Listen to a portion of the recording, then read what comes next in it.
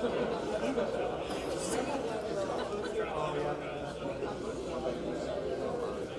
the garden going? I got a little garden. It's big for me. It takes up much of it.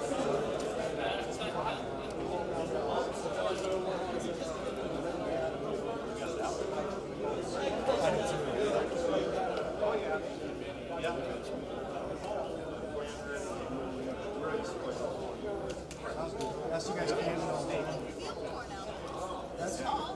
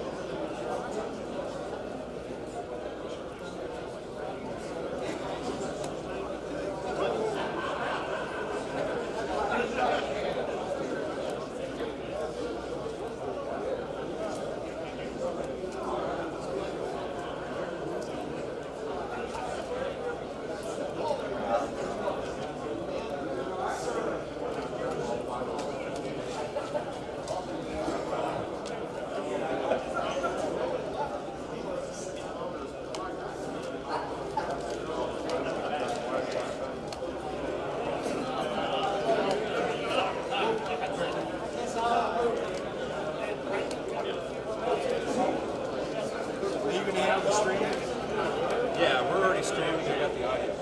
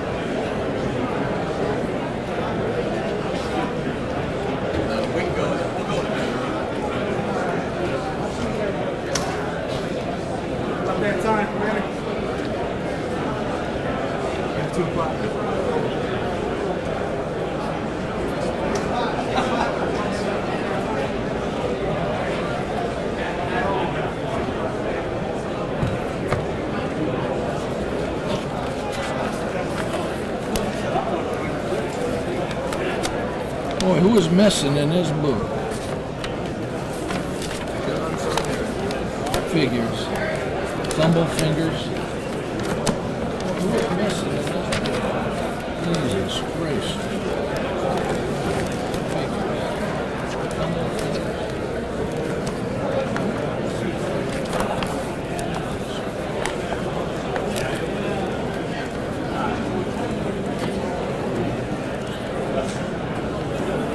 Is this whole book for our session? Is this one? Yeah, this one. You should see tomorrow's third session. I think it's like 120. All right, folks, let's get rolling over here. Let's take your places. I would appreciate that so much. All right, folks, let's get rolling over here. Let's take your places. I would appreciate that so much. All right, folks, let's get rolling over here. Let's take your places. I would appreciate that. You want to do it? All right.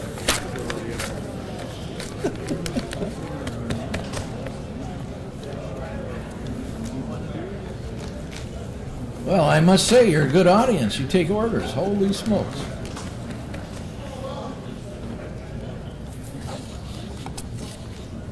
Well, looks like everybody's ready to go. Holy smokes. Please remain, or would you please stand and remain standing? With the colors of our country, they will be posted by color guard members of historic Fort Benjamin Harrison, post 510 from the 11th District. And salute of our country, they will be posted by color guard members of historic Fort Benjamin Harrison, post 510 from the 11th District. And salute of our country, they will be posted by color guard members of historic for Benjamin Harrison, Post 510, the 11th District. Salute.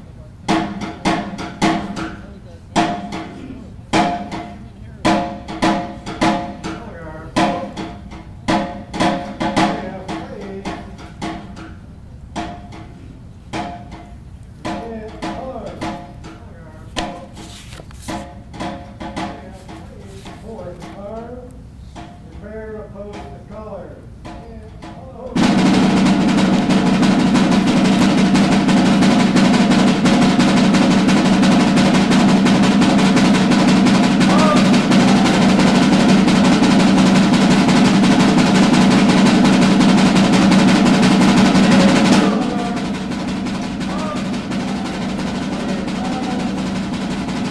Two.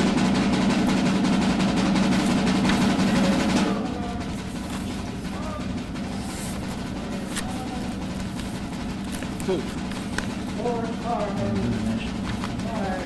This will be better. Mark time, move. Two. Forward, turn.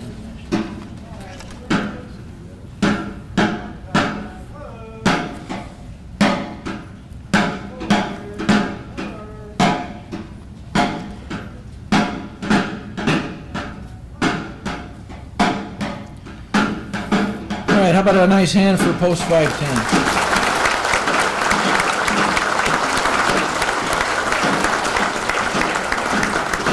All right, how about a nice hand for Post 510?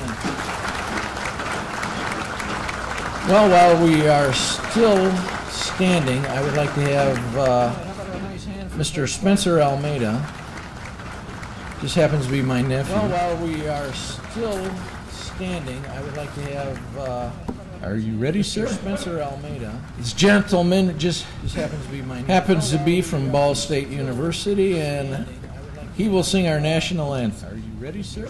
And salute. This gentleman just happens to be from Ball State University. Can you He will sing our national see anthem. by the dawn's early light what so proudly we held at the twilight's last gleaming light? What stripes and bright stars through the perilous fight, o'er the ramparts we watched were so gallantly streaming, and the rockets' red glare, the bombs bursting in air, gave proof through the night that our flag was still there. Oh, say does that star-spangled banner yet wave for the land of the free and the home of the brave?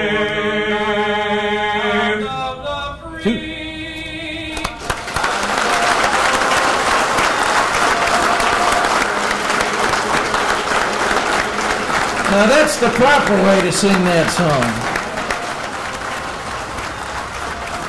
Thank you, Spencer. Have a seat for a moment.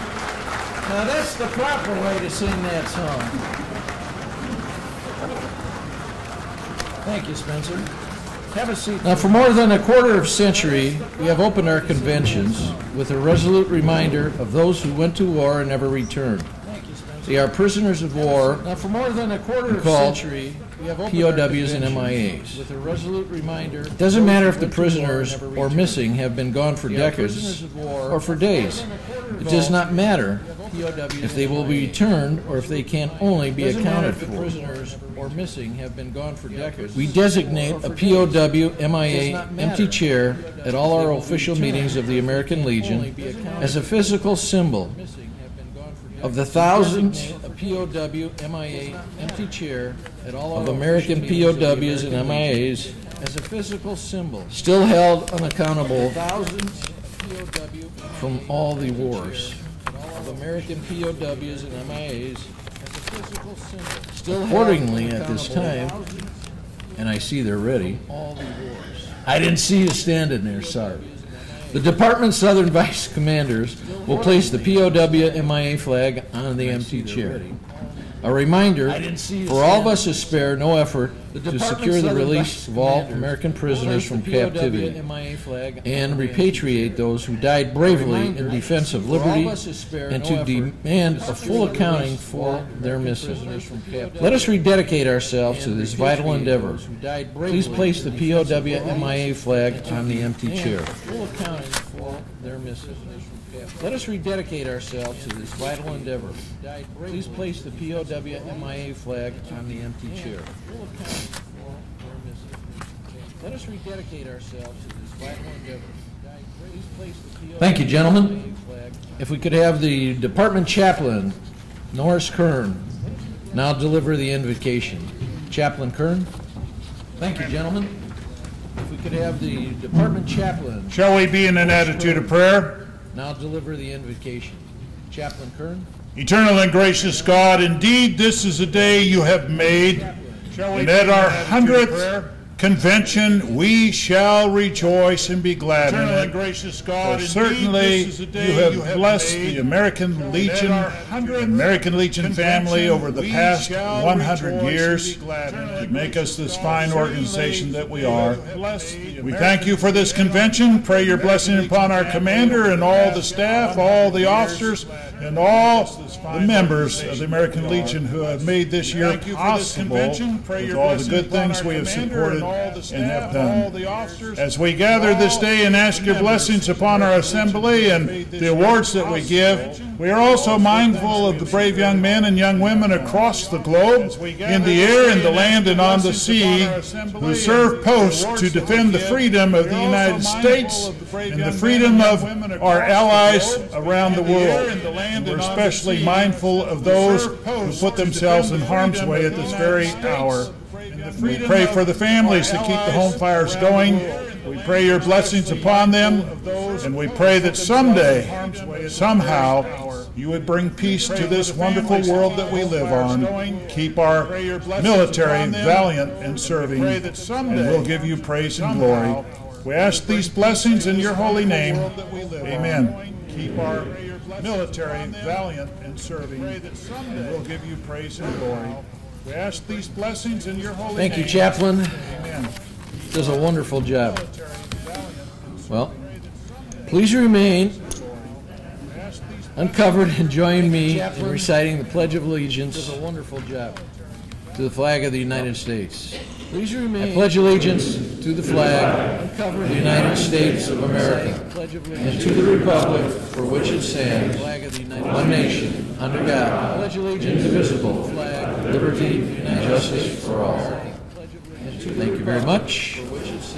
Now, if I could ask you to please join me in reciting the preamble to the American Legion Constitution. Thank you very much. For God and country, we associate ourselves together for the following purposes: to uphold and defend the Constitution of the United States of America, to maintain law and order, to foster and perpetuate 100% Americanism, preserve the memories and incidents of our associations in great glory, to inculcate a sense of individual obligation to the community, state, and nation, to combat the autocracy of both the classes and the masses, to make right the master of might, to promote peace and goodwill on earth, safeguard and transmit to posterity principles of justice, freedom, and democracy, to consecrate and sanctify our comradeship, our devotion to mutual help. Principles of justice. I thank you so much for that. Consecrate and sanctify our comradeship. Well, you may be seated. I thank you so much for that. Well, you may be seated. Well, first of all, I want to thank our national anthem singer, Spencer Almeida. Let's give him another hand. I think he did a great job.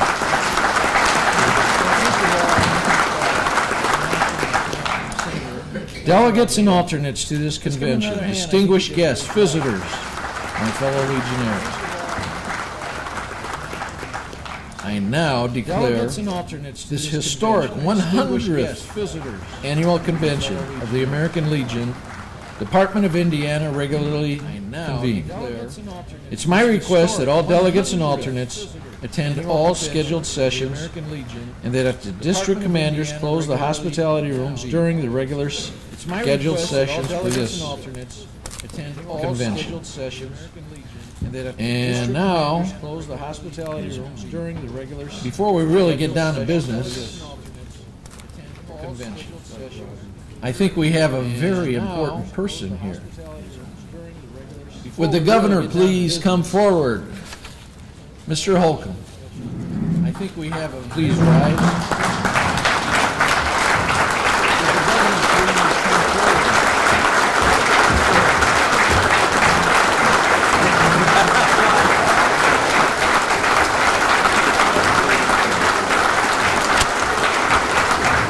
Thank you, Marty.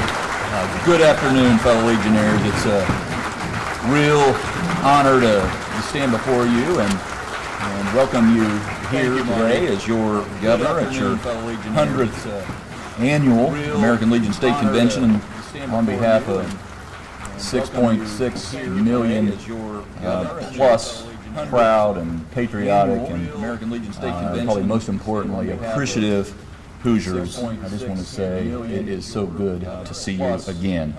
Thank you, Marty, for that introduction, and more importantly for your leadership over the years. I think about this organization and your leadership going back. You know, it's not lost on me that we're about a little over a week from when we just celebrated Independence Day, so about 10 days, and thinking about all that has occurred 242 years ago when we declared that independence, and seven years after that when we actually won that independence, and it's been year after year after year after year with the men and women in this room and men and women around the country who have served, that have secured that independence for this last 2.5 centuries. And it's all because of what's been so many people having answered that call. And I often think about going back to 1918, during the Great War, the first war that was some hope, some thought might be the war that would end all wars, but did the very folks who started the American Legion just know what influence you would have 100 years later, and I suspect for the next 100 years as well. So thank you, thank you, thank you. It's not rhetorical to say. It is a daily reality. Maybe you could say a daily reminder that we owe more than lip service. We owe eternal debt of gratitude to all Legionnaires and to all veterans, in fact, who have worn that uniform. A debt that I know can never, ever fully be repaid, but we should never tire for trying, because we know that so many in this room and again around the country who have worn the uniform all have risked and sacrificed so much, not just the member, but the families as well, who have again risked and sacrificed and served us, and now it is our time, of course, to serve you all. It's also, you know, that it's long been Indiana's commitment to veterans to make it a top priority for that repayment, so to speak, and as we continue to work very closely with, partner with the American Legion to take our veteran support to the next level. Just like so many examples over the years, I just drove by the Indiana Veterans Home yesterday, as a matter of fact, and I think about all the time and treasure and tears that have been shared and shed up there, but that's just one example of this collaboration that has occurred in our state that I'm so proud of, and it's really what I think continues to inspire so many of us and compel us to aspire to do even more. It's the reason why behind it all, and it's why we doubled the amount of support to veteran service organizations recently. That's why we established this permanent spot. I hope you caught this permanent spot on the workforce cabinet for a veteran-owned business, so that we have the veteran voice on deck at all times. That's why we recognized again, because of the American Legion and working with both membership and leadership, the need to assist veterans and all those who are serving, about to process out, to make sure that we're aligning those skills that they've obtained while they were in the service for the jobs that are here in Indiana, just waiting on them. And it's just one more reason why we launched the Next Level Veterans. That's a online portal, so to speak. It's really kind of a virtual post that will connect a veteran or his family or her family to jobs and to education and to training opportunities, to housing. And this is just yet another way for us to try to connect with the veteran and their support group wherever they might find themselves. So I encourage you to check out in.gov/veterans. It's in.gov/veterans. I will be shameless and repeat that one more time. That's in.gov/veterans. Check it out and please help us spread the word. It is starting to gain traction, and that just means more people are being connected to potential opportunities where they can pursue what they're passionate about after they've, I say this as a former sailor, after they've packed their sea bag for the final time. And those are just a few of the programs that we're working on or have worked on in the past to help out our vets. But again, I want you to know it's not lost on us that our work will never be done, which is what in the past encourages us and keeps us focused on doing more, because you and I both know when our nation is called, the state of Indiana has more than answered the call. We have sent more than our fair share to do our part, going all the way back to the founding of the American Legion. And so for that, I'm again so proud to stand with you, to be a card-carrying member, but to also serve as your governor. So thanks again for all that you do to continue to serve in this role that you find yourself in right now. We just simply, the state of Indiana would not be in the position, and I would say enviable position that we are in, had it not been for you taking that original oath. So let me just say in my closing, that it also coincides with Marty's time as commander, that it is also coming to a close, and whoever, obviously, as you know, is elected to follow him has got some big boots to fill. But of course, again, as you all know,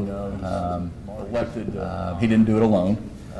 He had a lot of great help with the American Legion Auxiliary, and Judy Morris, who has also been there step by step, has been at work at this passionately for years on in as well. She's got some big boots to fill as well, and as I said earlier, a couple times, as a matter of fact, we'll just never be able to repay everyone and these two veterans for all they've done. But I would just like to take a moment here to formally recognize Marty and Judy for everything that they've done for our Hoosier vets, and they have just represented you all, us all, so well with distinction here at home, and by the way, on the national stage as well with distinction. And I have just no doubt in my mind that both Marty and Judy will continue giving great leadership in their communities and to the American Legion well after their commands end, and they pass the gavel on to the next two leaders of these organizations in this great cause. But for their incredible leadership over this past year and their many, many years of service prior to this year, it's my pleasure and honor to name Marty Dicklowitz and Judy Morris Distinguished Hoosiers. You both define job well done, what that really means. And so would you both come forward, and I'd like to award you as Distinguished Hoosiers. You both define job well done, what that really means. So would you both come forward, and I'd like to award you as Distinguished Hoosiers. Judy?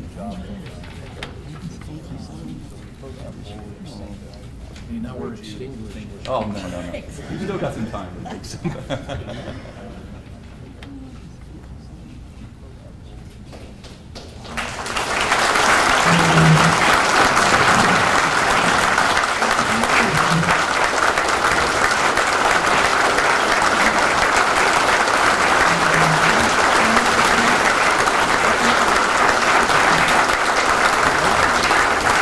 Thank you all. Have a great rest of your convention. Appreciate it.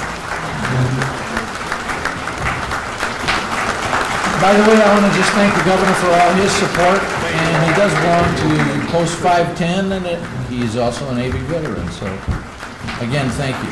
By the way, I want to just thank the governor for all his support, and he does belong to Post 510, and he's also a Navy veteran, so again, thank you. By the way, I want to just thank the governor for all his support, and he does belong to Post 510, and he's also a Navy veteran, so again, thank you.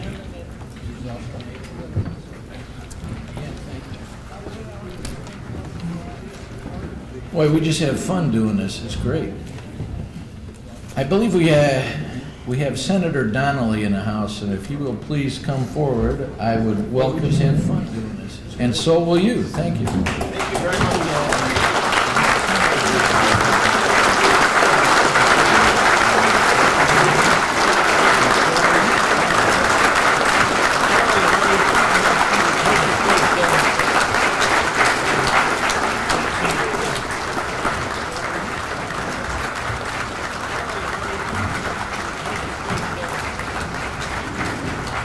Thank you so much. It is such a great, great privilege to be with all of you. To be with Marty, who's been such a great leader for us, and everyone knows that Roseanne was there every step of the way, and Joe and Drew is part of the family, and Judy, for all you and the auxiliary have done. So Marty and I and some of the American Legion folks were together in Marriot, Wisconsin in the middle of April. It was so warm. It was so warm, Marty says. So what happened was, it was a great, great day. The new USS Indianapolis was being christened. It is an historic name, a sacred name, and it's a new literal combat ship there, and our American Legion was there to help memorialize the day. However, the day was also about 25 degrees. It was blowing at 40 miles an hour, and it was snowing. And they said the ship has to go in because we start work on it tomorrow, and if we put any more gear in the ship, when it goes down, it'll go over. And so we said, well, we better get this done today. My wife was blessed to be the sponsor. So she and I went up the gangplank. It was blowing 40 miles an hour. It was covered in ice. She leaned over and said, make sure if I slip, you catch me so I don't fall in the river. I said, I will do that. So I stood next to her. She christened the boat. The champagne went up in the air at 40 miles an hour. It completely covered me from head to toe. I walked off the gangplank. Marty was there, and he said, "You look a little wet. You look a little wet there, Joe." And then we all drove back in a snowstorm. But more seriously, I had the privilege of being with Marty on Memorial Day in Lake County, a Vietnam Veterans Memorial. And it was a sacred day. I had the privilege of being with Marty on Memorial Day in Lake County. We thought about all those young men and women who were lost in Vietnam, and it was a sacred day. And about all the POWs and MIAs who never came home, who you fight for every single day, with a motto for God and country. It couldn't be more true. And I think of today, in about 12 days is my dad's 100th birthday. And He was a proud Navy veteran. And his little brother, Tom, fought with Patton in North Africa and was wounded there. He was a proud. And I think of this unbroken line of who you are, Tom, and what you've done for this country in North Africa. World War I. And I think of this Normandy, the Pacific, World War II, Korea, the frozen rivers, Vietnam, the highlands, the Delta, Panama, Grenada, World War II, the Gulf War, Korea, Iraq, Afghanistan, to keep our flag flying, to keep us safe. You have given us our freedom. When folks ask, how did we get our freedom? It was purchased by our veterans, to keep us safe, with your blood, to stand the line, to protect us. We were able this year, John Bozeman, the senator from Arkansas, and I worked to make sure we have a Gulf War memorial being built at approximately 23rd and Constitution for the hundreds who lost their lives there. And I worked together with my friend Pat Toomey, the Republican senator from Pennsylvania. The two of us worked nonstop. And we were able to pass legislation that makes it forevermore 100 years, 200 years, 300 years from now, that March 29th will forevermore be in the United States of America, Vietnam Veterans Day, honoring our Vietnam veterans.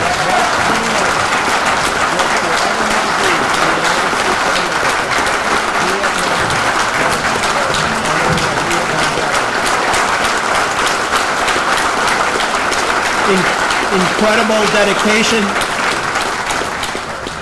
incredible devotion, always had each other's back. In Plainfield on last March 29th this year, we had over 1,000 people there at the gym to celebrate our Vietnam veterans. And it's what you deserve. It's the promise we have to keep to you, like we have to on the VA. Right now, we were able to open this past year a new VA health center in northern Indiana in the St. Joseph County area, which has all of the health care services other than inpatient, but right next door is a brand new hospital. So all of our northern Indiana vets don't have to go all the way to Fort Wayne if they're from central Indiana. Don't have to go to Chicago if they're from central Indiana, providing more care. Right now we're working on Terre Haute so that we can have a facility of 75,000 square feet or more to serve all of our vets from the Wabash Valley, from western Indiana, from central west Indiana, to make sure that we keep our promise. And a new facility in West Indianapolis as well.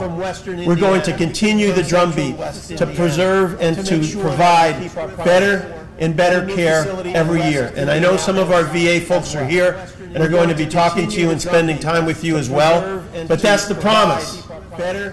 As we promised, you put your lives on the line for us, we would stand there and be with you. We were able to pass the VA Mission Act. So if you're more than 40 miles away from one of our facilities, that you can get care right at home, right in your hometown, so you don't have to get in a car. We were able recently in Shelbyville to open up a VA clinic right there along I-70 and be able to provide care right there in town so that nobody had to make the trip from that region. Our whole goal is to make it more convenient, more accessible, better and better every day. Because whenever anybody asks, they say, what's your goal for the VA clinics, Joe? What's your goal for the VA? It's to provide the very, very, very best health care, the very, very, very best job training, the very, very best assistance with the GI Bill, because that's what our veterans deserve. And to make sure that every day we work toward the goal of ending veterans' homelessness and ending veterans' suicide. We will work nonstop to accomplish that. We were able to include additional funds in the budget for more mental health services, so that any of our brothers and sisters who are struggling, that there's someone to talk to, that there's someone they can share their lives with, that there's someone that they know cares about them. and wants to make sure they can have a better day tomorrow. And we have 30 veterans courts around the state of Indiana now. So if one of our vets gets in trouble or gets a little sideways, that the answer isn't always a cell. The answer isn't always to make it more difficult, but to find a pathway for our veterans, to find a way to make it so that we can turn it around and give another chance, give another opportunity. 30 veterans courts now. We started with one in New Albany. The goal is to have 92, or at least courts that serve all 92 counties. We'll stay after it until we get that accomplished. And I want to let you know about the defense bill. I serve on the Armed Services Committee. I serve on the Strategic Forces Subcommittee as the ranking member, which is all things missiles and missile defense and nuclear weapons and keeping our nation safe. And our defense bill, the first part of our defense bill that we want to implement immediately is to give all of our active duty service members almost a 3% pay raise for the upcoming year. They deserve it. They protect our nation. They keep us safe. Additionally, is to make sure our sons and daughters, our brothers and sisters, are never, ever in a fair fight. Everything's got to be on our side. The best equipment, the best training, the best leadership, the best plans, the best missions. That's the promise we give. It's the promise we work to keep, and the promise we're going to ensure occurs.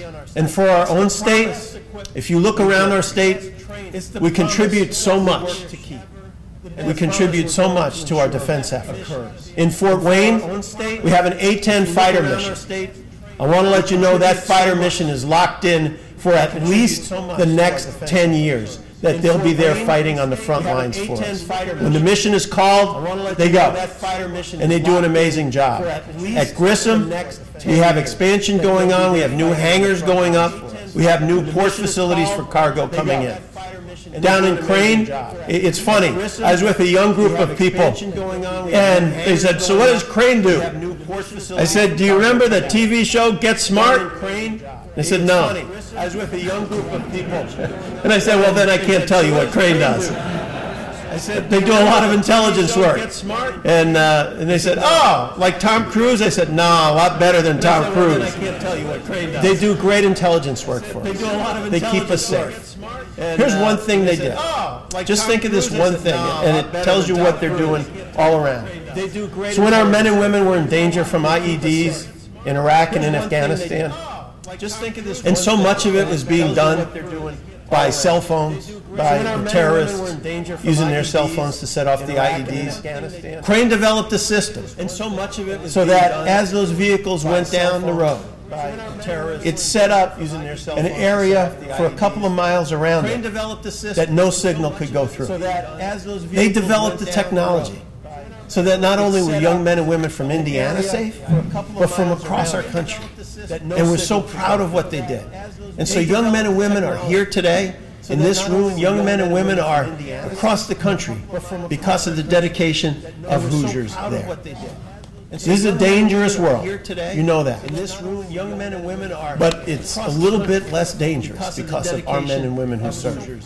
Because everyone knows that if you take off after the United States, it's going to be a very, very bad ending for you. That if you come after our country, the loser will be you. Every country in the world wants to be our friend, wants to have us on their side. And if they come after us, it's nothing but trouble. We will stand together against dangers in the Middle East, in North Korea, in Russia, in China. And these young men and women who are serving right now are worthy successors, Marty, as you well know, Commander, to the tradition that you have given us. We're so proud of you. You've done such an amazing job. You've provided such leadership for our state. whenever you come visit in Washington, I said, there's our team. There's the Hoosier team. Such an amazing job. So to all of you, we're incredibly grateful. You live the motto for God and country. And I'm incredibly honored to have the chance to serve as your senator, to try every day to make sure we treat our veterans better every single minute. God bless you, God bless Indiana, and God bless America. Thank you very, very much.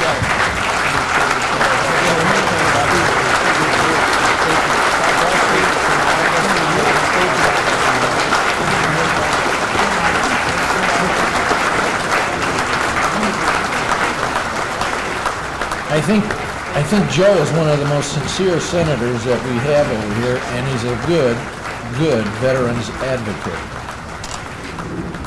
Thanks a lot, Joe. Joe is one of the most sincere senators that we have over here, and he's a good veterans advocate. Thanks a lot, Joe. Joe is one of the most sincere senators that we have over here, and he's a good veterans advocate. Thanks a lot, Joe.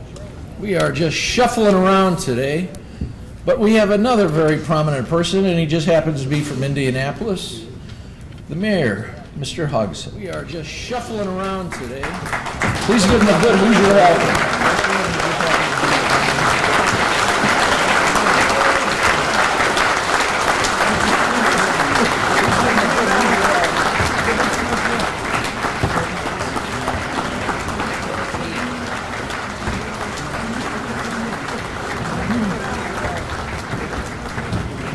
Well, good afternoon. You know, first things first. Well, good afternoon. What do you think about the haircut? You know, so I want you to know that 5 weeks ago, well, good afternoon. What do you think about the haircut? It went all the way down to the crown. This is 5 weeks of growth back.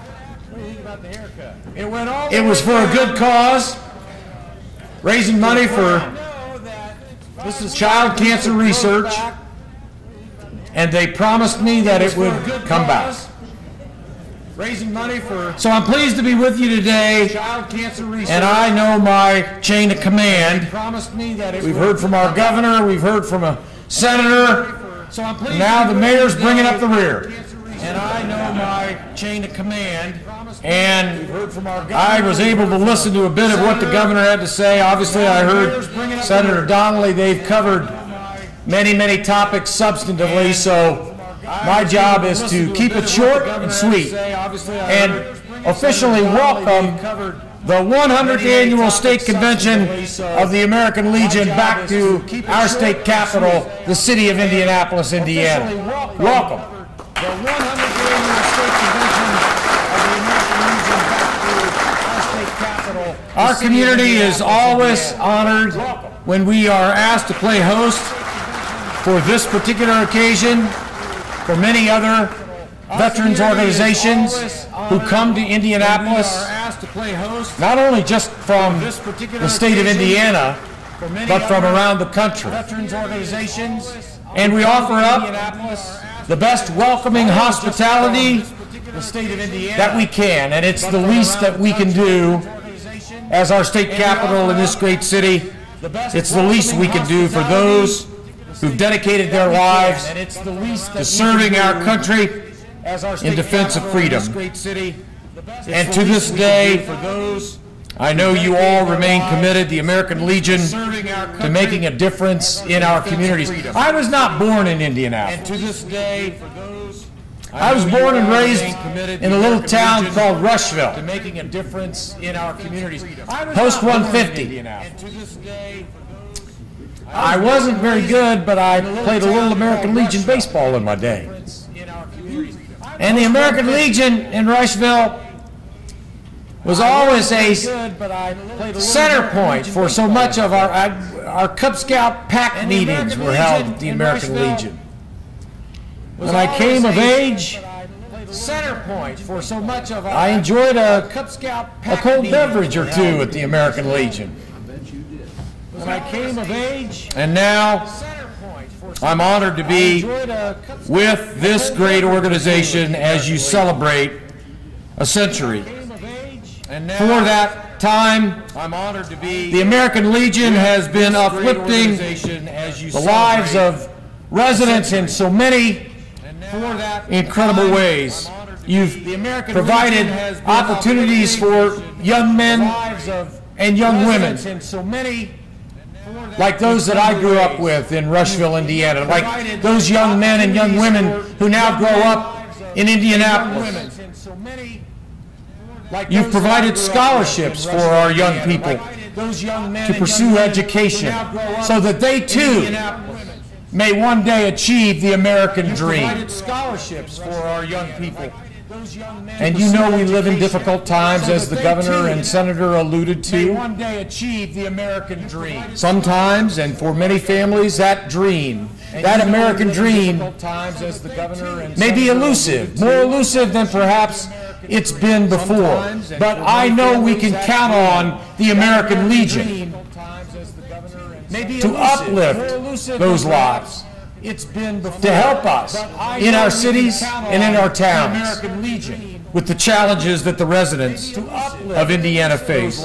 You've ensured that our service personnel, men and women, have been welcomed home with open arms. You've been in so many ways the very system of support that our veterans and their families need every step along the way in life's journey. You've been in so many ways the very system of. Let me simply conclude by thanking all of you for the amazing work that you do to make every community in the state of Indiana a better place to live, to work, to raise a family, and to enjoy for all people. And while you're here, I wouldn't be mayor, at least a responsible mayor, if I didn't encourage all of you to spend as much money as possible. And I hope you get a chance over the course of this convention to even explore Indianapolis in ways that perhaps you've not had the opportunity to explore Indianapolis before. I'm a homer, I'll admit it. I think we have a great state capital. I think this community, while challenged in many ways, just like every other major urban area, has so much to offer. And I'm so proud to have you here in Indianapolis.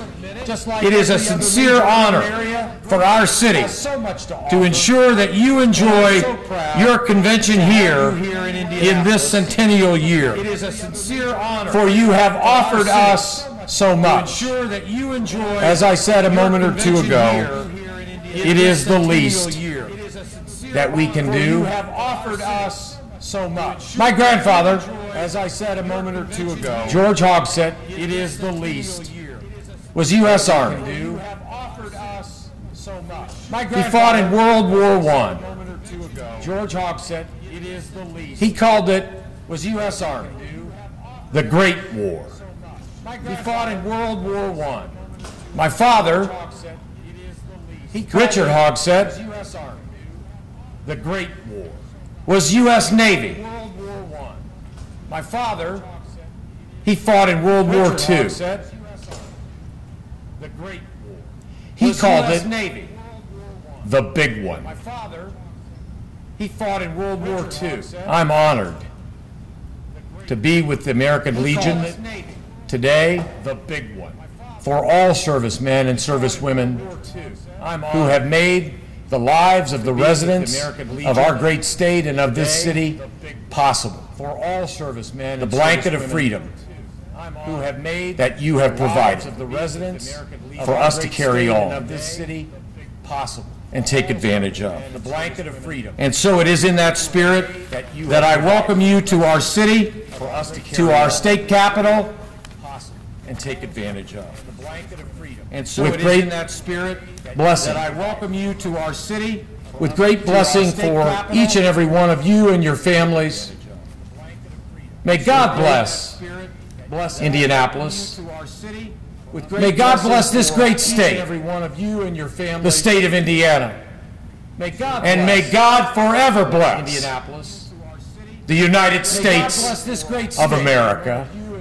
the state I of thank you. Indiana. And may God forever bless the United States of America. Hope I didn't go on too long.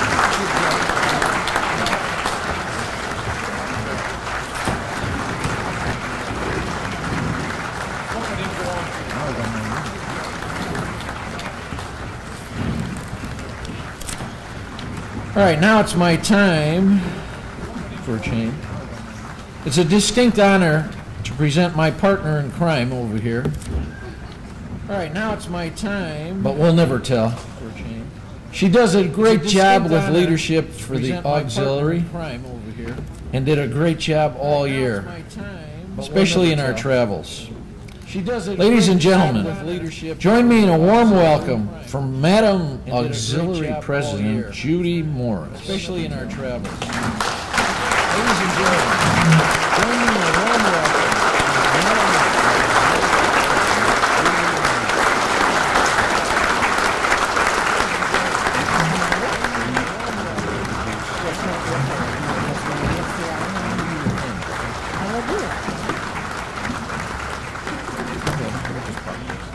How do I follow all that? Wow, it's really, this year's really gone fast. Too fast. It's really been a year to remember. How do I follow I would just make my speech a little short. Wow. I just want to take this time to personally thank all of you Legionnaires for your hospitality and all the help you have given me this year. Ron Byerly, all the officers and the office staff. I cannot thank you all enough for everything you've done for me. So thank you. Ron Byerly, Commander, all the officers. We've been through a lot this year. It started out with Legion Day collecting items to go to Florida, and it ended up with Hoosier Drill State at Trine University with a few unforeseen events that happened. It started out with Thank you for being there for me. Items to go to Florida. We definitely have been a family this year, and the first dude and I would like to thank you, Roseanne, and the whole American Legion family for everything. We definitely have been a family this year. And at this time, it is my honor to introduce to you a very special guest that is with us this weekend. Diane Dushek of Markeson, Wisconsin, was elected National President of the American Legion Auxiliary during the organization's 97th National Convention in Reno, Nevada. President Dushek has held numerous leadership positions in the organization at all levels. At the national level, she chaired many committees and served special appointments, including the work on ALA's 5-year centennial strategic plan and as a member of the ALA Foundation Board. She has been actively involved in the nonprofit work for most of her life. She worked at the Easter Seal Society of Wisconsin for more than 10 years, where she was responsible for the personal care of physically handicapped campers and was also a cook and still volunteers for fundraisers and special events. As part of her professional career, she taught 7th and 8th grade science for 34 years at St. Eugene Catholic School and Mapledale Grade School, retiring in June of 2014. President Dushek has been an ALA member for over 50 years and is eligible through her father, Roland, a World War II Army veteran, who is also a survivor of the Battle of the Bulge. She is also a member of Abendoth Conley Unit 282 in Markeson, Wisconsin. So would you please help give her a warm Indiana welcome to introduce to you your American Legion Auxiliary National President, Diane Dushek. So would you please help give her a warm Indiana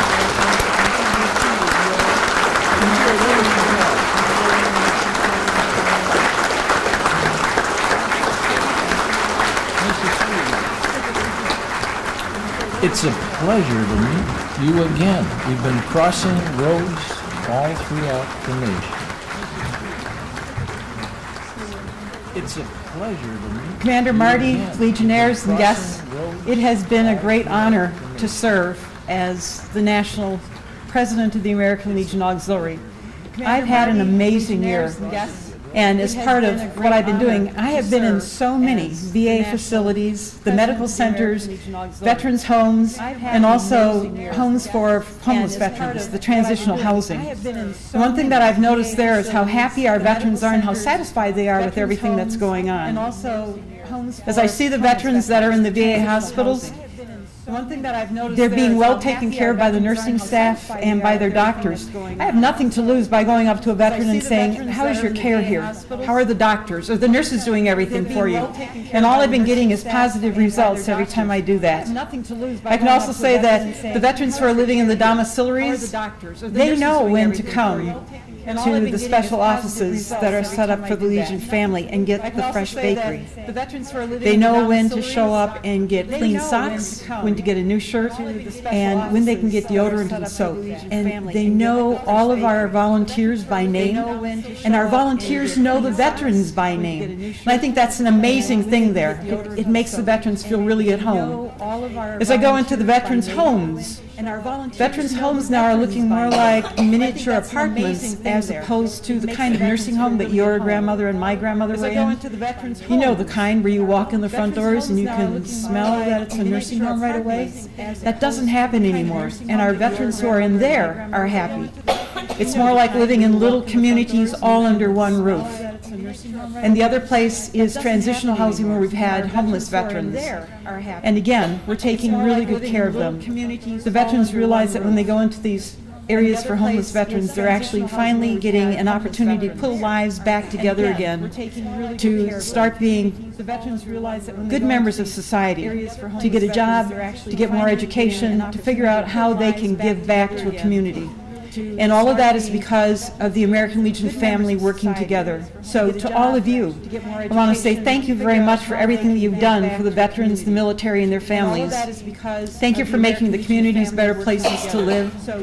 So many of you who are volunteering with the veterans, thank you for all that you do. And Commander, I hope that you have a wonderful convention this weekend. Thanks for letting me say hello. Volunteering with the veterans.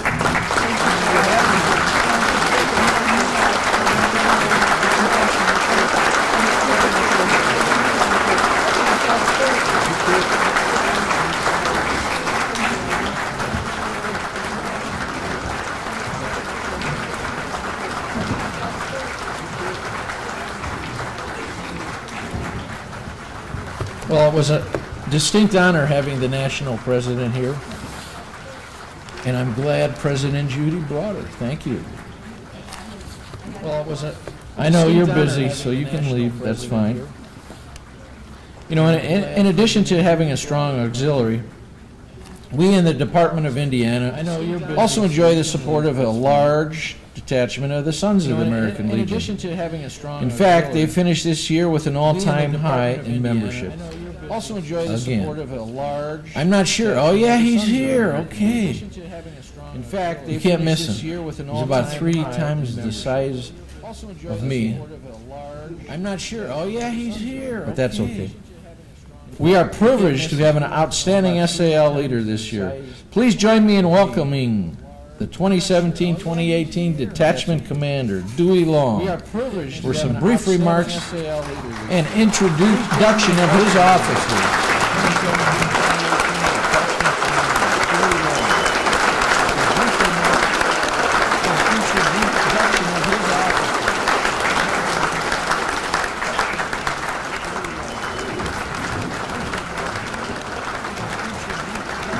I tell you what, these guys just keep getting bigger and bigger, man. You don't want to mess with this dude. I tell you what, these guys just keep getting bigger and bigger, man. How's it? You don't want to mess with this dude. I tell you what, these guys just keep getting bigger. Afternoon, everyone. It gives me great pride and pleasure to be standing up here in front of all you heroes, because that's what you Legionnaires are. You're heroes. Before I get too carried away here, I'm going to have my SAL people back here in the corner. Please rise, because that's what you Legionnaires are.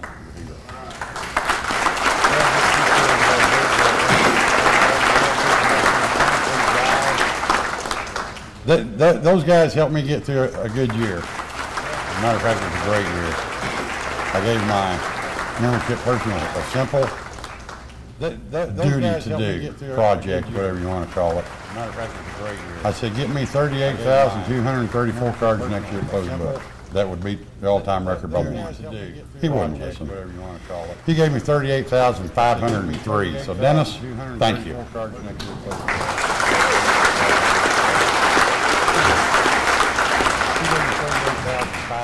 Commander, for you, my friend, my commander. Got a little bit of, I had some extra money in my budget, so here's $1,000 for homeless veterans. For you, thank you. My friend. There's $5,000 for rehab. Boy, can we use that?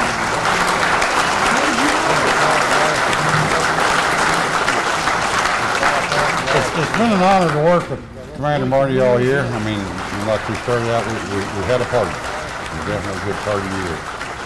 Evidently, though, I have failed you, sir. And I'm sorry for that.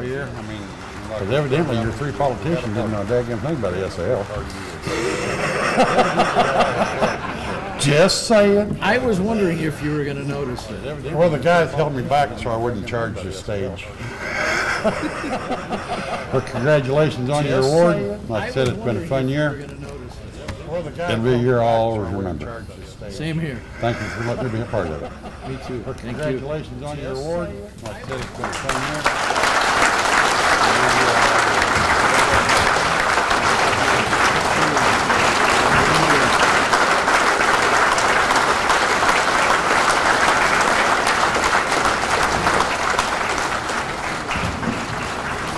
Dewey, you don't know how much you did for that rehab. Dewey, you don't know. The Finance Commission is very lucky to have you around. With that in mind, Finance Commission, I don't know who the heck I was supposed to get next to have you around. But I think is that the general? With that in mind, Finance Commission. I don't know who the heck I was supposed to get. Holy smokes. I guess it is. I'm honored to introduce our next guest, the Commanding General of the 310th Expeditionary Sustainment Command, U.S. Army Reserves, headquartered in Indianapolis. The Commanding General. Please give a warm welcome to Brigadier General Sharon Fasano, U.S. Army Reserves, headquartered in Indianapolis.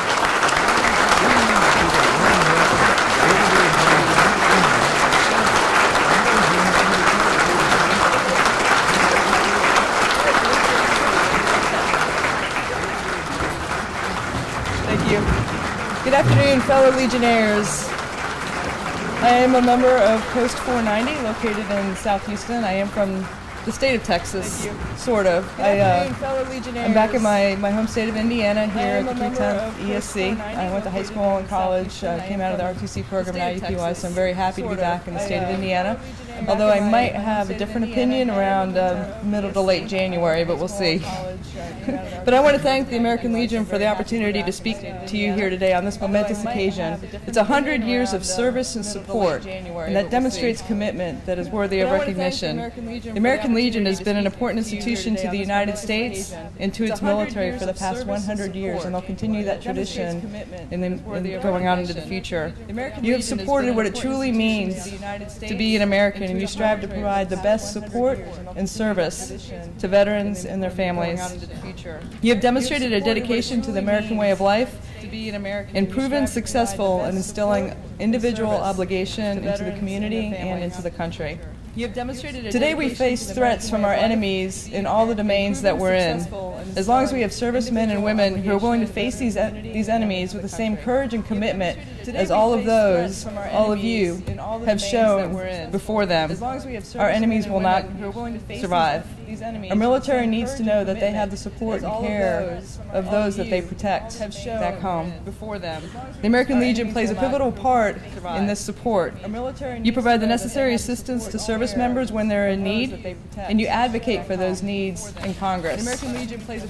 Your efforts have not gone unnoticed, and you've made significant changes for service members and their families. The American Legion's four main pillars: veterans, Veteran Affairs and Rehabilitation, as we just saw with the donation today, National Security, Americanism, and Children and Youth. They're excellent examples of the dedication that you have to veterans and their families. And as commander of the 310th Expeditionary Sustainment Command located here in Indianapolis, I have the unique opportunity to cultivate and grow the relationship that my unit has with the American Legion. The Army Reserve's mission is to generate combat-ready units and soldiers that are trained, equipped, and lethal to win America's wars. The American Legion, with all the resources and support that you provide, that strengthens the mission of the Army Reserve, and it allows those soldiers to focus on what they need to do, that they can focus on their missions. So I want to thank the American Legion for your continued support, and I look forward to many more years for this important organization.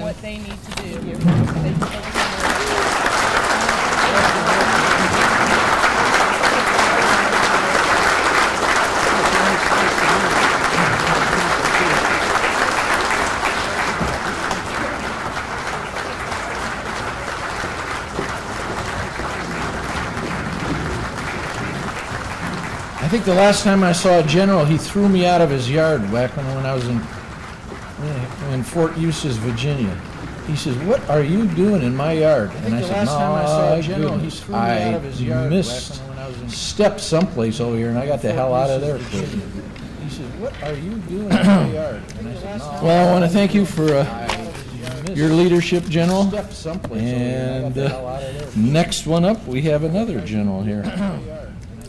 Indiana is the home to one of the largest and most active Army National Guard in the nation. Next one up, we have another general here. We want them to know that our organization is here to support them, whether deployed or here at home. Please welcome Indiana National Guard Assistant Adjutant Brigadier General Timothy Tomlinson.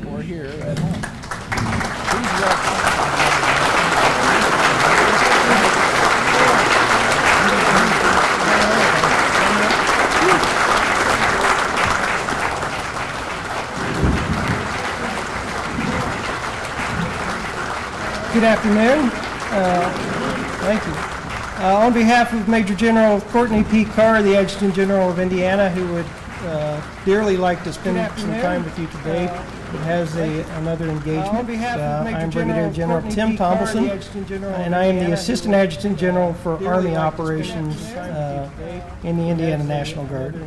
So in some circles, brigadiers are known as baby generals, and in other circles they're known as lucky colonels. So if you just take a moment and think, it's probably kind of hard to recall a brigadier that's made a significant impact in our history. Even very famous Indiana General Lew Wallace, who commanded in the Civil War, was the Adjutant General and wrote Ben-Hur, was promoted from Colonel to Major General. But there is one exception that we probably all can come to, and that is Brigadier General Tony McAuliffe, who was the commander of the 101st during the defense of Bastogne. And so the Germans sent a very eloquent letter telling him that his options were surrender or annihilation. And his reply was nuts. And so I don't in any way want to portray that I could be as heroic as General McAuliffe, but I think I can be as articulate. So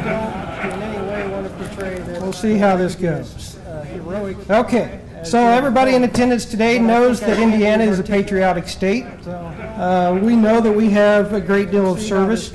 We were the second largest per capita contributor to the Civil War. The state of Indiana was. And the state of Indiana, while our young men and women choose to serve in the Army, Navy, Air Force, Marines, and Coast Guard in an active status, still maintains the fourth largest Army National Guard in the United States. So we are a very busy element, and the service that has the dual mission, the mission to both state and nation. So the Indiana National Guard can serve Governor Holcomb in domestic response. Most commonly, if you look at a historic chart, we serve under floods, tornadoes, and blizzards. However, we prepare to serve under larger disasters for the New Madrid fault and for weapons of mass destruction attacks, and work very closely with the Indiana Department of Homeland Security in those endeavors. And we have been working in the last 5 years on training cyber warriors, which will also have an application to defense locally as the operating environment changes. So that's some of our state domestic element. On our federal element, since 9/11, components of the Indiana National Guard have continually been deployed. All around the globe. In 2009, about a third of our force was forward deployed. Today, as we speak, as we sit here, there are about 600 guardsmen deployed to the Central Command and the Southern Command areas of operation. And while that number is much lower, it is persistent. Next year, that number will double up to about 1,100, 1,200 as we start to do some new operations. As we speak today, in Terre Haute, Indiana, our Air National Guard soldiers are doing analysis of footage from all over the world in order to defend our soldiers, our warfighters on the ground, in just about every combatant command out there. We have soldiers on a training operation called Pacific Pathways on 3-week rotations right now in Australia, Indonesia, and Japan, our 76th Brigade. The first time a National Guard has ever led Pacific Pathways, and you know, there's a lot of attention on the Pacific Theater right now. So we are happy to be a component of that. 2 weeks ago, an MP company and a transportation company returned from a training exercise in Poland, which the European theater again has some significant challenges, and we are pleased to be a part of that. Part of the solution there in the national defense. And we have a search and extraction element in the Indiana National Guard that specializes in whether it's man-made or natural collapsed building search and extraction type specialty. And they just returned from Israel, who are arguably the best in the world at that. So we partnered with them. 3 weeks ago at Camp Atterbury, which is our premier training center, originally built to train and deploy 4 divisions to World War II. We had about 5,000 reservists and National Guardsmen on the ground, training from individual tasks to division command post exercise. And next week, a major U.S. command will come into Muscatatuck and use the 200 buildings, the internal utility infrastructure, and do some very advanced cyber training at Muscatatuck. So my friend the National Guard is pretty busy in this era of persistent conflict. So while we are busy, I do encourage you to reach out locally at a grassroots level to our 64 armories across the state. And most of those armories are in the same cities as your Legion post. We've stretched from Gary to New Albany, from Richmond to Terre Haute. In those 64 armories, don't quite hit every county, but almost do. And we all have common interests. The command of the Indiana National Guard really wants the same thing for our service members and veterans of our National Guard that you're looking for.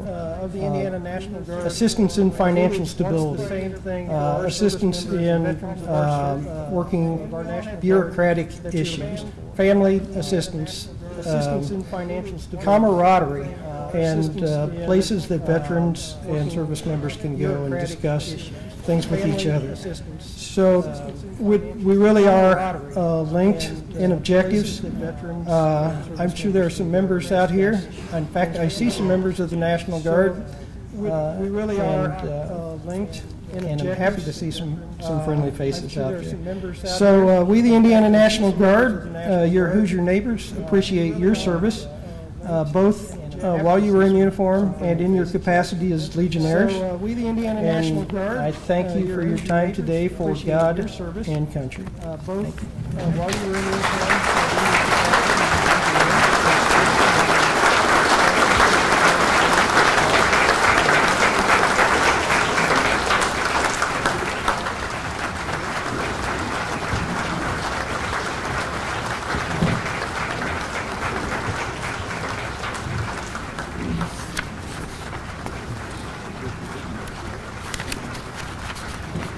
Tell you what, I think I must have been related to General McAuliffe, because I remember signing that form, getting in the Army, and I thought, I must be nuts. Tell you what, I think I must have been related to General McAuliffe. I'd like to introduce a representative from the Indianapolis Regional VA office. Our department service officer works in close proximity to the regional office and maintains a good rapport with the VA for the benefit of our Hoosier veterans. Let's please welcome Indianapolis VA Regional Director Mike Stevens to the platform.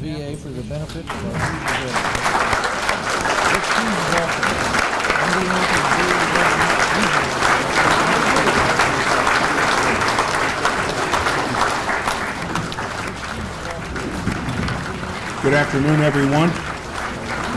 Folks, I am the director of the VA Regional Office here in Indianapolis, Indiana. I work for the Veterans Benefits Administration. See quite a few familiar faces here that we work very closely with.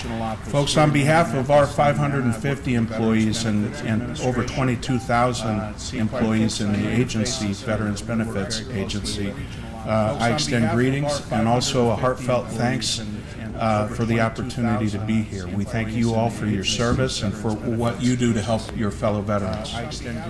I'll give you a brief update on about three things. The first is leadership, really at the top levels in VA. Robert Wilkie, who is currently Undersecretary of Defense for Personnel and Readiness at the Department of Defense, has been nominated to be our secretary.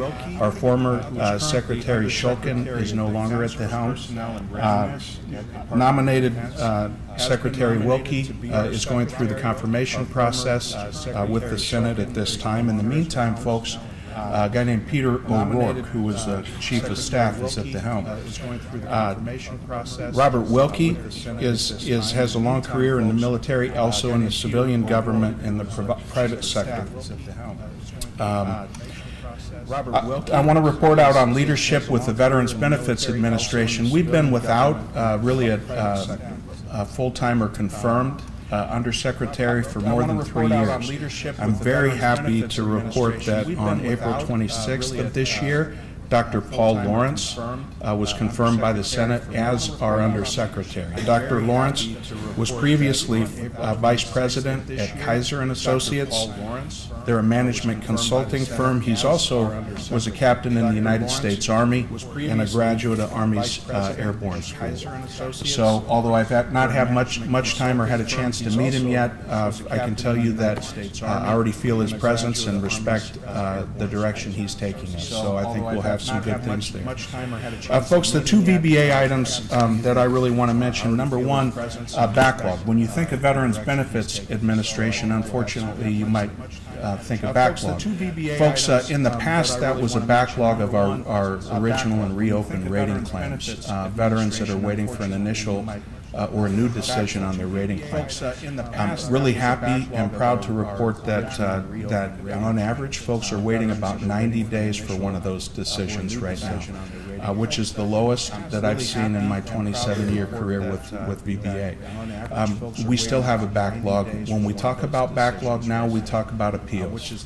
And currently, we have veterans waiting 3 to 5 years for an answer on their appeal, and that's because we've got a very, very labor-intensive, convoluted appeals process. The good news is that Congress passed and the President signed a new appeals legislation that provides for a more streamlined appeals process. That goes into effect formally in February of next year, so that any veteran filing a claim after that date will automatically go into this more streamlined process.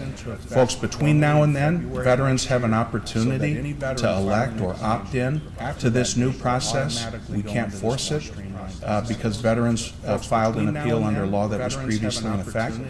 But a veteran can elect to go through this new process. On average, they're getting an answer on their appeal in about 60 days if they do, a little bit less actually. We call that process RAMP, Rapid Appeals Modernization Project, or process. So if you hear that, or you know of a veteran that has an appeal pending, have them get with John Hickey or Bryce, or come directly to our office or their county veteran service officer. Have them elect that RAMP process so we can get them a decision very quickly. Finally, folks, I did want to mention we're trying to get the word out. You're probably already aware that in the 80s, contaminants were found in drinking water in Camp Lejeune, North Carolina. The primary sources of those contaminants were leaking storage tanks and an off-base dry cleaner. It's estimated that contaminants were in the water supply from the mid-50s until February of 1985 when they shut those wells down. In addition to health care benefits for Camp Lejeune veterans and family members related to 15 conditions, VA has established a presumption of service connection for 8 conditions associated with exposure to contaminated drinking water at Camp Lejeune. And I'm going to read what those eight conditions are: adult leukemia, aplastic anemia, and other myelodysplastic disorders, bladder cancer, kidney cancer, liver cancer, multiple myeloma, non-Hodgkin's lymphoma, and Parkinson's disease. And folks, if you know anybody that has one of those conditions, please again get with your Legion service officer or come and see us, because we would like to make sure those folks get the benefits that they deserve. To be eligible, you have had to you're a veteran or National Guard or Reserve that lived on base for at least 30 days, and that 30-day period is cumulative. It's not all in one shot. Between August 1st of 1953 and December 31st of 1987. Okay, so you can get information off the VA.gov website from the American Legion, also from us directly if you come and see us at VA. Folks, it is sincerely my honor to be here with you during your 100-year convention. And again, I thank you all for what you do, and thank you all for your service. Thank you.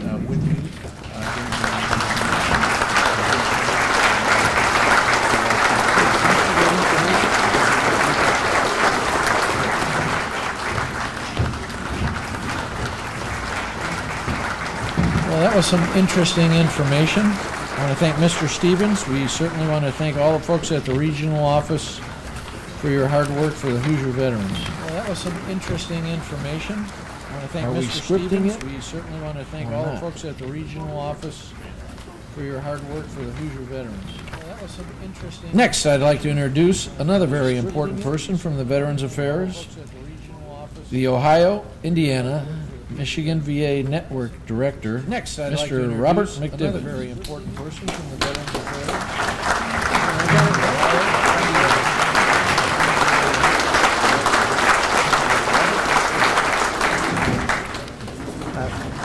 Commander, fellow Legionnaires, honored guests, it's my honor to be here at your 100th convention as the senior leader for veterans health care in the state of Indiana, Ohio, and Michigan. I bring greetings from our executive in charge of Veterans Health Administration, Dr. Carolyn Clancy.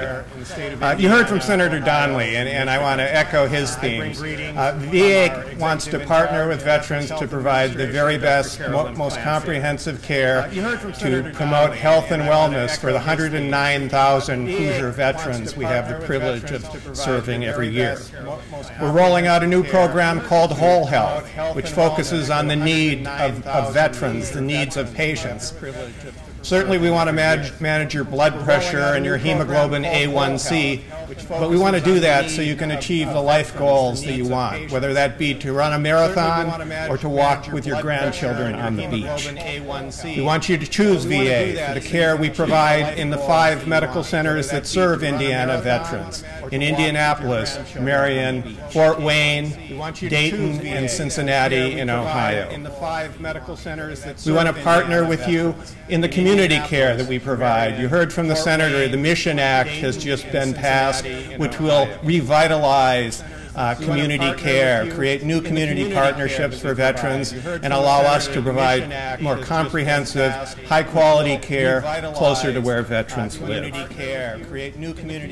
We want to modernize the VA system. You heard of our new clinic in St. Joseph County, a state-of-the-art, veteran-centered facility managed by the VA Northern Indiana Healthcare System, and Mike Hirschman, a retired Army colonel who's leading that system. We're revitalizing our facilities across the state. At the Marion campus, we expect to be able to demolish some of the old buildings that have been there sitting fallow for many years, and are working in partnership with the National Cemetery Administration to turn that land over to expand the National Shrine for Veterans that you see at the National Cemetery in Marion. The Senator talked about 2 major initiatives from the Veterans Health Administration. One is to eradicate homelessness among the veteran population. I know the Legion has been a major partner in that, and I'm proud to say that every day in Vision 10 we provide housing to over 5,000 formerly homeless veterans. That wouldn't have happened a few years ago. And the other is to partner to eliminate the scourge of suicide among veterans, and the state of Indiana has been a leader in that.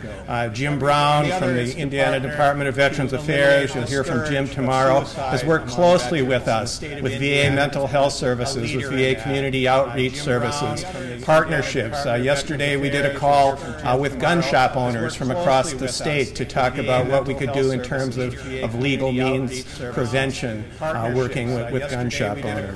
And together we will do that. I remind all of you, the VA provides a suicide prevention hotline. The number is 1-800-273-TALK. And if you or a fellow veteran or friend or family member are ever in crisis, please ask them to dial that number. 1-800-273-TALK. It's a new VA, a VA that is focused on you, on your health, and on your well-being. In a moment, you'll hear from Dr. Brian Hancock, our director in Indianapolis, the good things that are going on in this part of the state. Finally, I want to reiterate wishing all of you a great 100th convention. I want to also thank the American Legion Department of Indiana for your donation of time and money and a variety of things that you provide to our VAs across the state. I think you make the VAs in Indiana a very special place for veterans to be. Commander, if I could ask you to come forward, I would like to present you with Vision 10 Challenge Coin, thanking you for your service over the last year and thanking the entire department for their support of veterans health. I would like to thank you very much.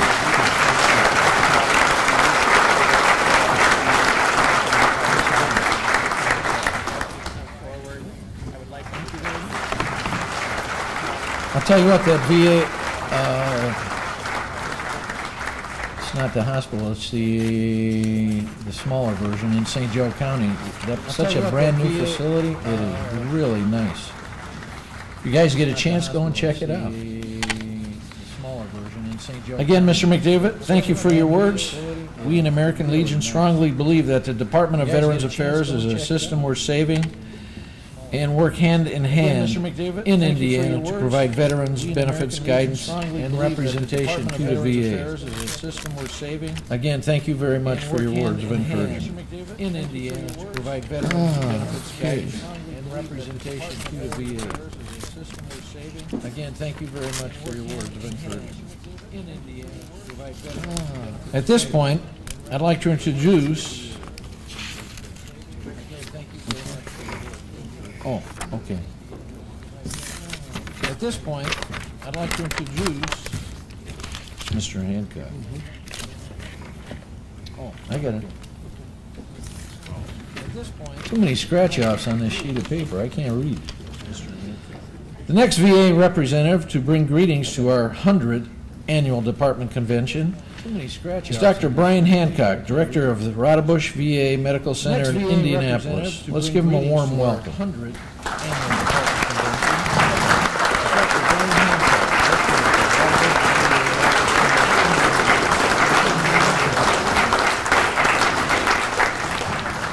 Good afternoon, everybody, and thank you for the honor of allowing me to participate in the 100th anniversary of the American Legion in the state of Indiana. Thank you for the I am not a veteran. I'm going to tell you about my commitment to veterans, and I think when you hear the story, you'll understand why I am absolutely committed to the veterans of Indiana and to the care that we provide for them and the experience that they have when they participate in our healthcare system and honor us with the request to provide them with their health care.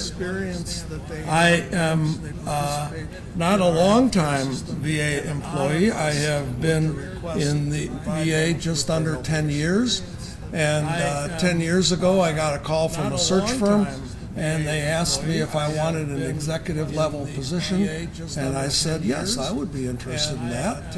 And she said, have you ever thought of working in the VA? And I said, no, I have not thought about that. And she said, have you ever thought of going to Fargo, North Dakota? And I said, hell no, I have not thought about that. But I will tell you, my wife, who is smarter than I am, told me to go, and at least I'd get a free dinner out of it, and I would have a chance to visit Fargo. We lived in Minnesota for 6 years, and we really loved it. So I went there, and I was really, really surprised. I was surprised at the facility.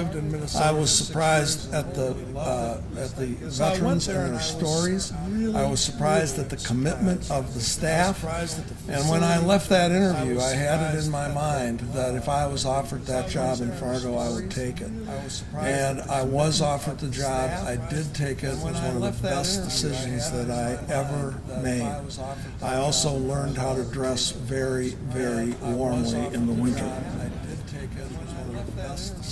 In Indiana, I have the privilege of taking care of 65,000 of our nation's heroes. Men and women who made the commitment to put their lives on the line to preserve and protect the freedom that we oftentimes take for granted. The freedom of assembly being one. We are in this room together discussing veterans' health care, and we do not have guards at the door making sure that we say the right thing. Because we have freedom of speech, because of you and the thousands and tens of thousands of veterans who have protected these freedoms for us and for our children. And at the very least, we owe them the health care and the experience in obtaining that health care that we have promised to you and which you so greatly deserve. So I mentioned that I did not have an opportunity to serve, but my father did serve. He grew up in a town in southwestern Nebraska. And before I visited there, I thought it was one of those one stoplight small towns. And I was able to visit there, and I found out I was kind of right. It was a no stoplight small town.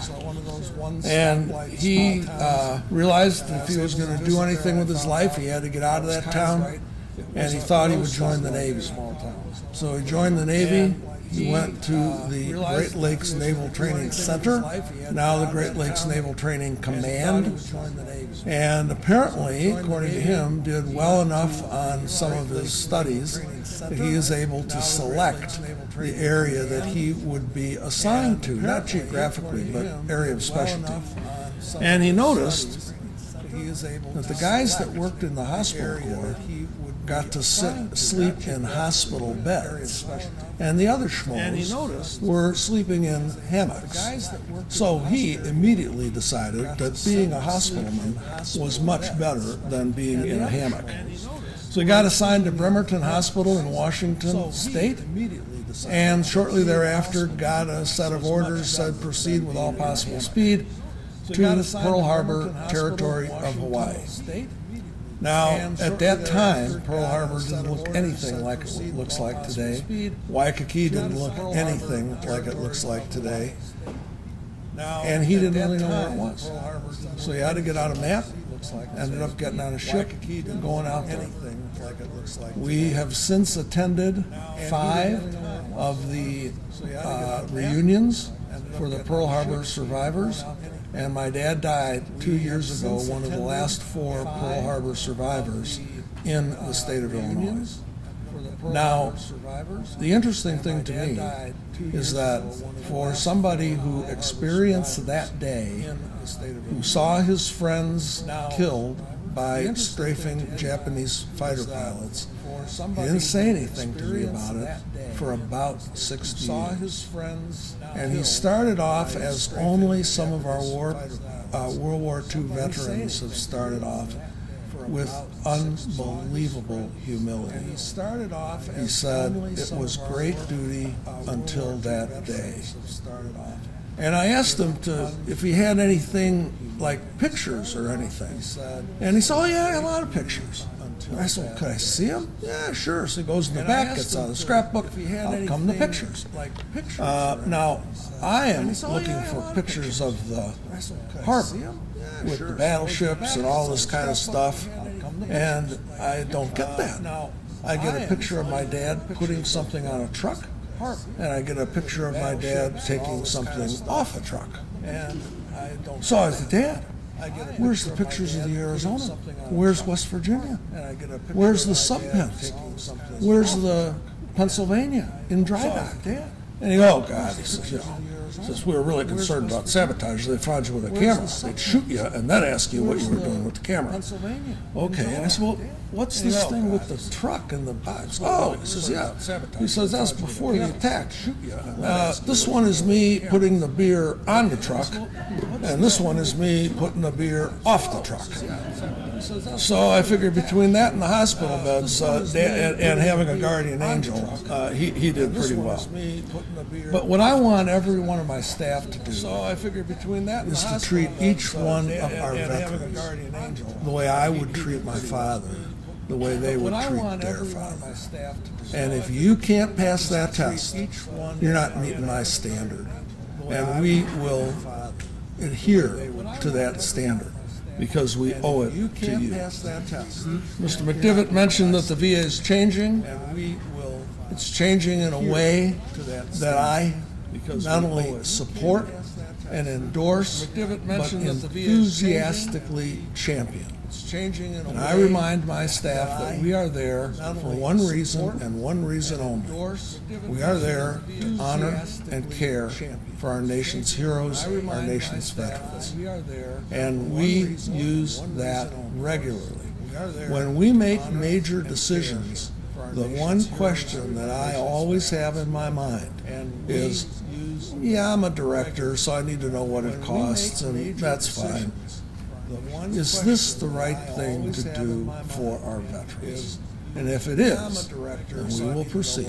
And if it's not the right thing for veterans, then we will reconsider, and we will rethink, and we will make it right for our veterans.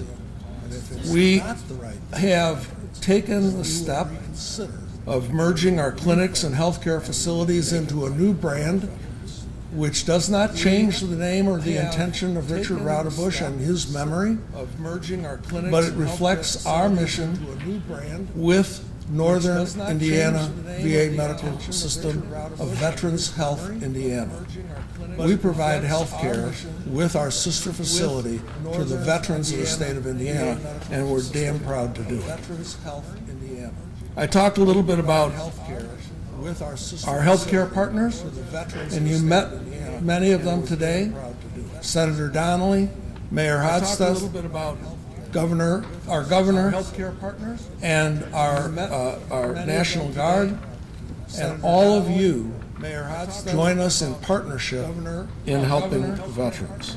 The American Legion is a guiding light in helping us to provide the best care possible.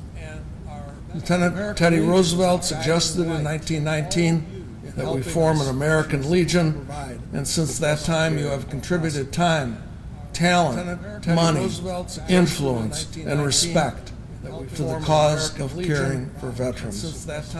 And today, with 3 million members, 15,000 posts, and a strong group of community supporters, you set the bar for veteran organizations. And our staff and I are privileged to care for veterans like you, and we thank you because there is no doubt that the veterans thank you for what you do for us. I want to ask you if you would just give yourselves a round of applause for the great work that the American Legion does for veterans every day.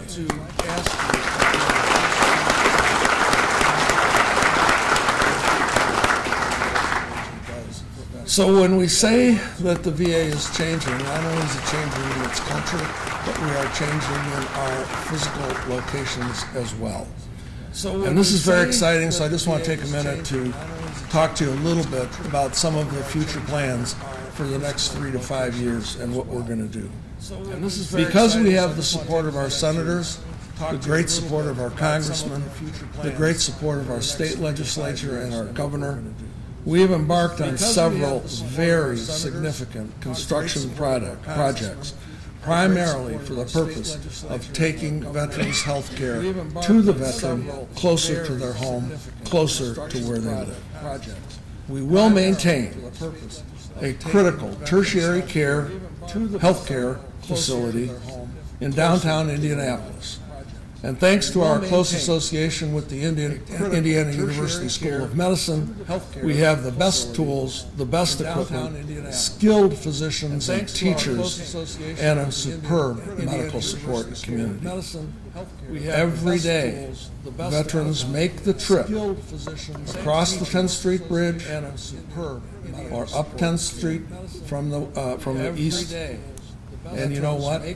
They come and see us, 2,000 of them every single day. And I ask my staff to put themselves in the car, in the bus, in the van with that veteran. Think about what's going through the mind of that veteran when they approach our healthcare facility. Am I going to have a lot of pain? Is that spot on my lung cancer? Do I really have to stop smoking? Can somebody help me cure my hepatitis C? All these questions. And when we answer those questions, we have to be sure that we give the right answer to the veteran and treat them appropriately. In 2020, we'll be moving from the Veterans Home in West Lafayette to a brand new facility of 30,000 square feet located in Lafayette. The following year, we will expand our presence in both Bloomington and Terre Haute. In Terre Haute, we will be expanding to a 12,000 square foot facility with mental health and primary care under the same roof. And we want to reduce the need for driving to those veterans. In 2021, we move even further with Terre Haute with a 35,000 square foot clinic with pharmacy, lab, physical therapy and nutrition, weight care, and substance abuse therapy. In 4 years, we are replacing Indy West with the Indianapolis Pavilion, which will be a 70,000 square foot facility, providing everything but surgery to as many as 400 veterans every day. And because of our close association with Indiana University School of Medicine and the dedication of our staff, surgeons, nurses, housekeepers, police, and every member of our team, we're pushing to improve our relationship with veterans and ensure the trust of our community. The United States is still engaged in war. We have deployed 14,000 troops. The point here is that our problem, the problems of our veterans, are not going to go away, and I can assure you that I want to be there to care for them when they return. Thank you for everything that you do. congratulations on your 100th anniversary. Thank you for supporting veterans like my dad. Thank you for everything. And we are most appreciative of the opportunity to address you on this auspicious day. Thank you. Like my dad.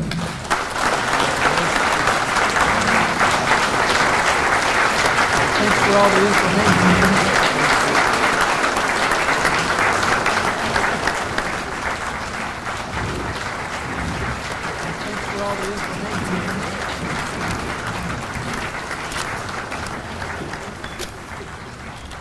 Yeah, Rottabush is a really fine facility, and you can see why. Next up, please welcome our Indiana AMVETS Commander, Kenny Burton. Really fine facility.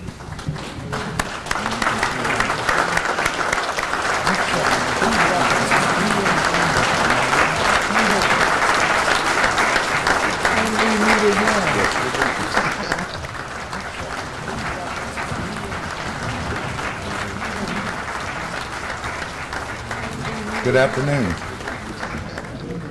100 years.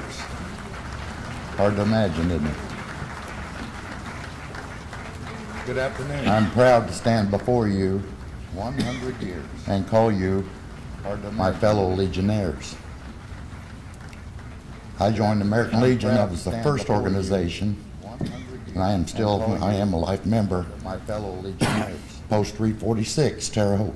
I joined the American Legion. That was the first organization, and I am a life member. And I'm proud to stand here before all of you. 346, Terre Haute. I joined the American Legion. That was the first organization. I want to welcome everyone to your 100th state convention. I'm going to make mine short and sweet. To your 100th. It has been an honor to have served along with your commander this past year.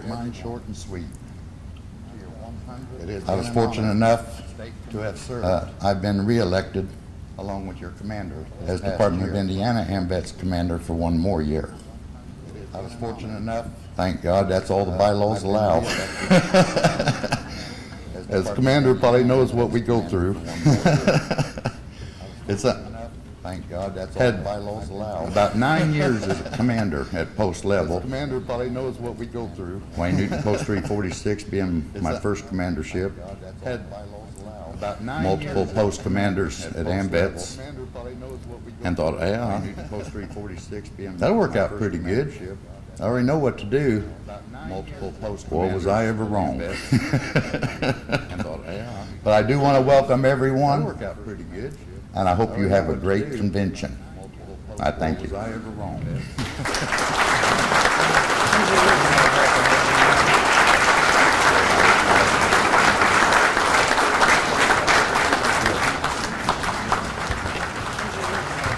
You know, it's funny, Kenny, myself, travel around the state, especially doing all the legislative items. I didn't realize there were so many, Kenny, myself, travel around so many different legislative items that you could go over and over and over and over again, but we managed it.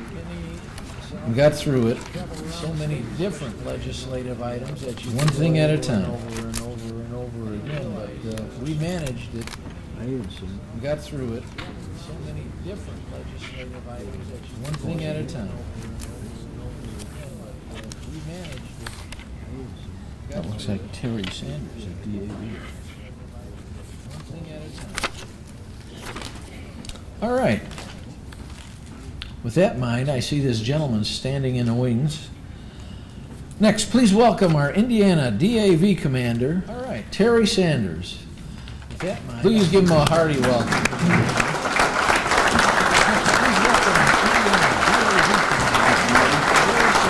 Another fine gentleman.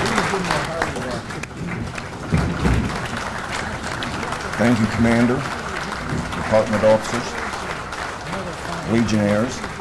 Congratulations on your 100 years and having your 100th convention. That's fantastic.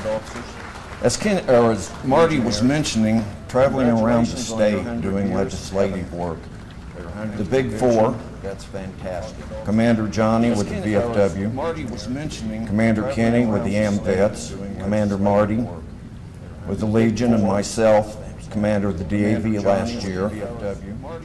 The Big Four had several meetings, and we ironed out several items that we presented to the legislature. We didn't win them all. We gave it a good fight, though. We still have some of those items on our list. We're going to keep pressing on for those. We didn't win them all. The DAV commander for this year is Donald Peake Jr. He's attending the DAV National Convention out in Reno at this time. He sends his greetings to you and looks forward to working again with your legislative people and the other three legislative personnel. So everybody, I hope you have a great time. Enjoy yourself. There's no casinos near, so save your money. Thank you all very much.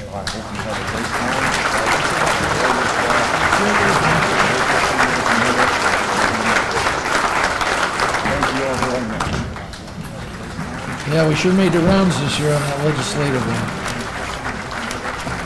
Next, a representative from an organization that has been a partner of the American Legion for a number of years, I think since its inception.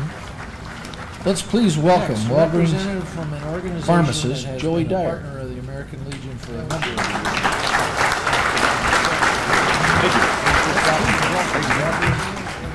Pharmacist Joey Dyer. Good afternoon. How's everyone doing? You still awake? Still doing good? All right. You went to the pharmacy. Well, excellent. That's always good.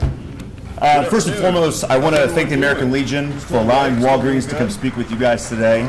Like you mentioned, my name is Joey Dyer. I'm actually a pharmacist with Walgreens. I'm also a pharmacy manager up in Howard County there in Kokomo, Indiana. I've been with Walgreens for well over 10 years now. I've actually got a beautiful slide presentation for you guys to keep you visually focused and engaged. If we go ahead and switch to the next slide. First and foremost, Walgreens has had a proud tradition of serving military and their veterans. It started with our founder, Charles R. Walgreens Sr., who enlisted in the 1st Illinois Volunteer Infantry. From there, it was a few years later where we opened the first Walgreens in 1901. From there, you can see the timeline. In 1941, when the Pentagon Pharmacy gives profits to Pentagon Food Service. Of course, we fast forward to several more years, where we started in 2014 providing no-cost flu shots for our veterans. From then on, we were honored, and I'll be honest, personally, I was relieved to finally get TRICARE back in our network with Walgreens and serving our veterans since then. From then on, we were honored, and most recently here in 2017, Walgreens, the VA, and the VFW signed an agreement to improve mental health care for our veterans. Go ahead and switch to the next slide. 2017, Walgreens, the VA, and the VFW. The main thing what I'm here to talk to you guys about is the emotional well-being and the mental health for our veterans and their families. As the announcement in May of 2017, this collaboration will allow the following. Educate our veterans to have productive conversations about emotional well-being and encourage them to seek care.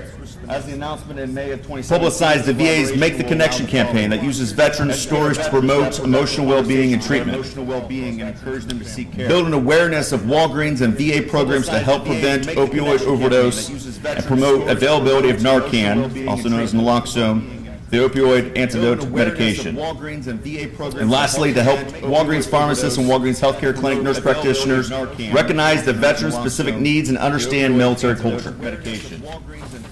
And lastly, to help mental health itself is very prevalent. Nearly 1 in 5 people, or more than 40 million in the U.S., have a mental health condition in a given year.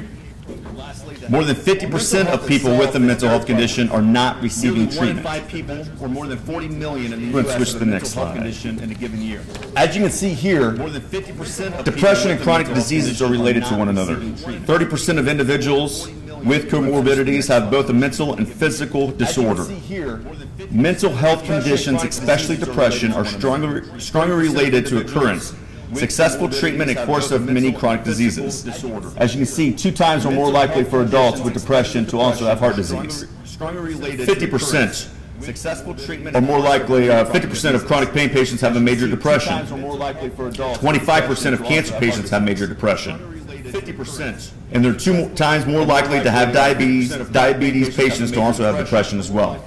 And that's why it's a very important, why Walgreens has done this partnership to help with the education and resources necessary to help with this treatment. Also have depression as well. If you go to see the next slide, 30% of Vietnam veterans have PTSD in their lifetime. 57% of veterans deployed to Iraq or Afghanistan have been diagnosed with a mental health condition. 21% have higher suicide risk among veterans when compared to U.S. civilian adults. And 60% of veteran suicides are among people aged 50 and older. The most important aspect of everything is having a conversation about the emotional well-being. People aged 50 and older. The biggest thing is the early screening and intervention, which are extremely critical for better mental health outcomes. Emotional well-being. These 2 pie charts you can see helps explain everything. As of May 2016, the Mental Health Association of Mental Health America has screened 2.5 million people for mental health conditions. The results below emphasize the need for more screening and intervention resources. 1.7 million. If you want to flip back real quick. I just want to illustrate on this how 66% of those have a moderate to severe mental health disorder of some sort. And 65% of that have never been diagnosed. To severe mental health disorder of some sort. Walgreens has added, and part of this initiative is we've added a mental health information screening tool and much more on our website at walgreens.com/mental health. I won't repeat it 2 more times. I know the governor did. We've added a mental health but with ours, we do have a nice screening tool online, and it provides a lot of tools and information provided there. So I strongly encourage you guys to check it out. If you have any questions, comments, concerns, you can always reach out to one of the Walgreens pharmacists, and we can help direct you to the corresponding resource that you may need.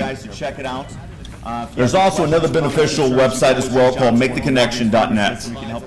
It's about bringing veterans together, sharing their stories of strength and resilience, and inspiring others to seek support. Website as well called MakeTheConnection.net.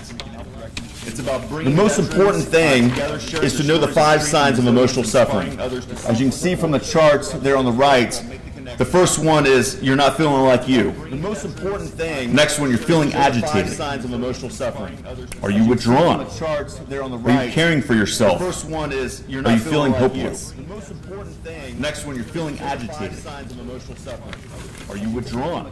We need to recognize these signs and demonstrate what's next. As you can see here, we have some awesome resources here through the education awareness, seeing the different websites that we have available for that. We have the coaching and care, the websites that go along with that. You know, coaching the care is in there as well. We also have the crisis thrown in there as well. But these websites themselves are very beneficial to our veterans with not only the education side of it, but also the coaching and care for ongoing for the future as well. But these websites themselves are very beneficial to our veterans. The last thing is combating the drug abuse and opioid overdoses. About 2 to 3 months ago, I had the opportunity to represent Walgreens as one of the representatives to go to Washington, D.C. to speak with legislators about the opioid overdose and what Walgreens is doing to help combat it. Medication take-back programs, we've got several of those throughout the state of Indiana. We were the first ongoing national effort by a retailer to install these safe medication disposal kiosks in drugstores across the country back in February 2016.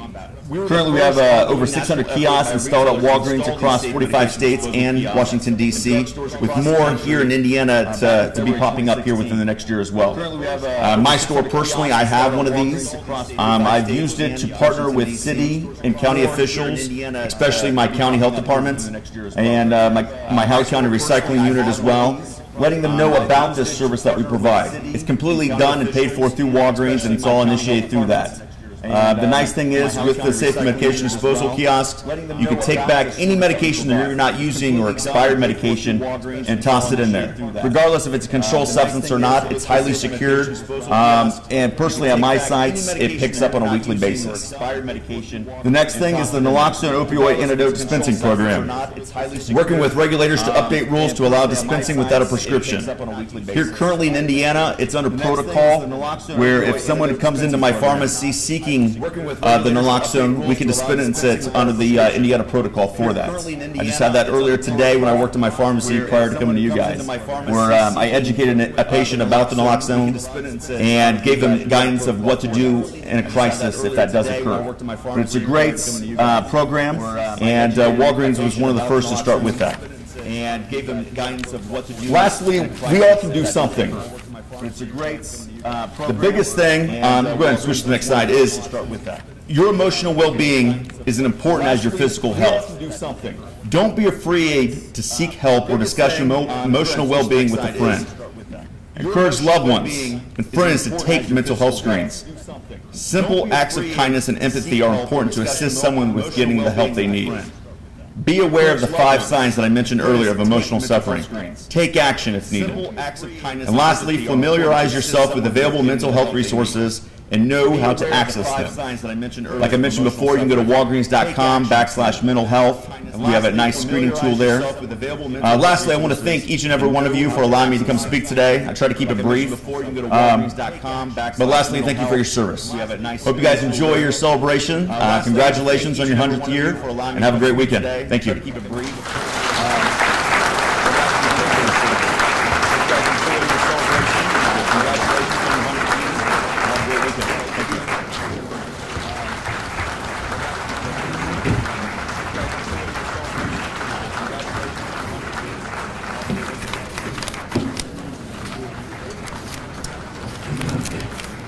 Okay, next please, let's welcome a fellow Legionnaire of the United States Army Region 2 Association, President Doug Gibbons. Next please, let's welcome a fellow Legionnaire of the United States Army Region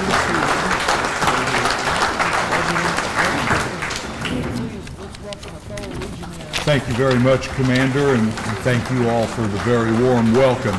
I appreciate the kind invitation to speak to you briefly today. Thank you very much. And of course, I would be remiss if I did not say welcome and greetings to all my fellow Indiana Legionnaires. I am a 29-year paid-up-for-life member of Post 34 here in Indianapolis. Greetings from the Association of the United States Army, commonly referred to as AUSA. We're an over 60 years old organization with 125,000 national members and over 1,500 members here in Indiana. That we are a 501c3 national professional and educational organization that speaks for the United States Army and supports soldiers and Army families wherever they may be. But as they say, most importantly, all politics are local.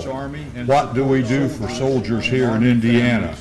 Well, first, we have a very robust educational scholarship program specifically for Indiana soldiers and their families going on to college or to trade schools. As you well realize, that Indiana has very few active duty military these days, but we serve 12,000 National Guardsmen. We serve over 3,500 members of the Army Reserve here in Indiana, and countless veterans of the United States Army, veterans as well as retirees. So our educational scholarship program is first and foremost. Secondly, we hold a free Soldier and NCO of the Year breakfast. Actually, we hold that at Post 64, American Legion, out on Holt Road on the west side of Indianapolis. We hold that every year to honor the outstanding soldiers and non-commissioned officers from the Indiana Army National Guard, from the Army Reserve, and from the United States Army Recruiting Command.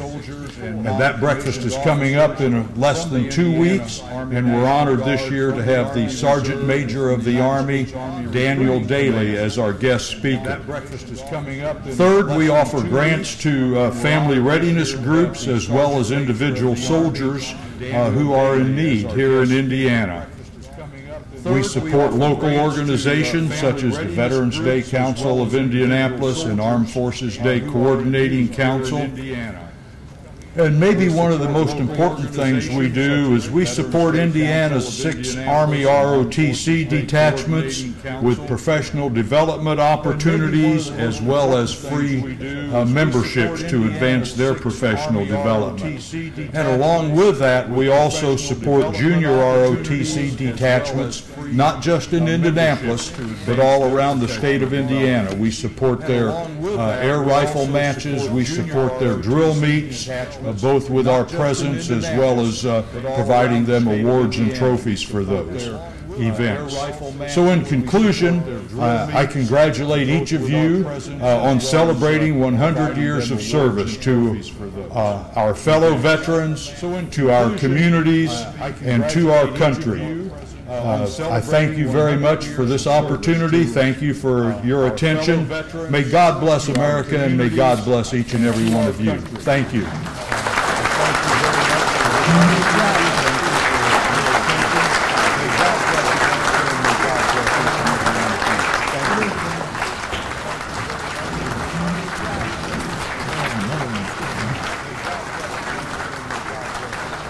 All right, at this point, I consider it a point of personal pride to present to you your 2017-2018 department and district officers who have been working hard all year to continue the service and ideals of the American Legion. These folks have been helping veterans across the state to aid our veterans, their families, and their communities. Please stand and remain standing to be recognized as your name is called. In the audience, please hold your applause until the end of the introductions. Please stand and remain standing to be recognized. Department officer introductions. We have the National Executive Committeeman, Jerry Jordan. Can you stand, Jerry? Well, yeah, okay, all right. Alternate NEC, Ed Trice. The National Executive Committeeman, Jerry Jordan. Oh, way back there, okay. Stick around, don't leave. All right. Northern Vice Commander, Dennis Pettit. Northern Vice Commander, James Hamilton. Oh, way back there, okay. Southern Vice Commander, Darrell Bowman. Southern Vice Commander, Ron Orgelheide. Finance Officer, Tony Riley. And the mystery man, Sergeant at Arms, John Sarnecki. He's floating around here someplace. Appointed officers, those were the elected ones. Judge Advocate, Joe Bubbleberg. Assistant Judge Advocate, Terry Smith. Assistant Finance Officer, Jim Tracy. Department Chaplain, Pastor Norris Kern. Membership Chairman, Ron Byerly. Department Historian, Steve DeFeo. Department Chaplain, Pastor Norris. Department Adjutant, Will Henry. Membership Chairman, Ron Byerly. Department Assistant Adjutant, Department Historian, John Crosby. Oh, I guess he is hiding over there. Okay. Director of Rehab, John Hickey. Department Service Officer, Bryce Hewlett. Department Service Officer, Rich Riddell. And Department Service Officer, Joshua Clark. Department Service Officer, Bryce. Thank you, seat. Take your seats, and let's get a big thank you for these people.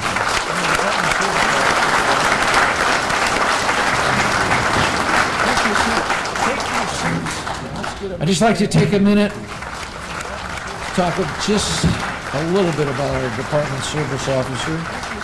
Their team has one of the most demanding jobs in the American Legion, providing guidance to veterans as they navigate the complicated VA claim system. We have the best, and I say the best service officer in the entire nation as far as I'm concerned. The facts and figures will back up my statement. Our Department Service Office provides guidance and representation to more than 62,000 of the more than 87,000 service-connected disabled vets in Indiana. They generate more than $385 million every year in claims to Indiana through their case management. The good work of the American Legion Department Service Office makes up 72% of the service office work done on behalf of the veterans for the entire state. 72%. It's because of the service office that we can truly and proudly say our Indiana Legion motto, we change lives. Let's give our department service officer a big hand.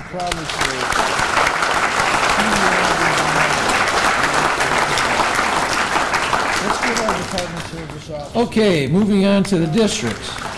If you would please stand, district commanders, and save your applause to the end. District 1, Joe Simonetto. Okay, moving on. District 2, Pete Amity. District 3, Alex Magyar. District 4, Jim Tempe. District 5, Jack Garwood. District 6, Richard Culp. District 7, Gina Owens. District 8, Larry French. He's under the weather right now, so he won't be with us for the convention. District 9, Bill Sherrill. District 10, Laurie Bowman. District 11, Reese Morgan. How about a little bit of an applause there?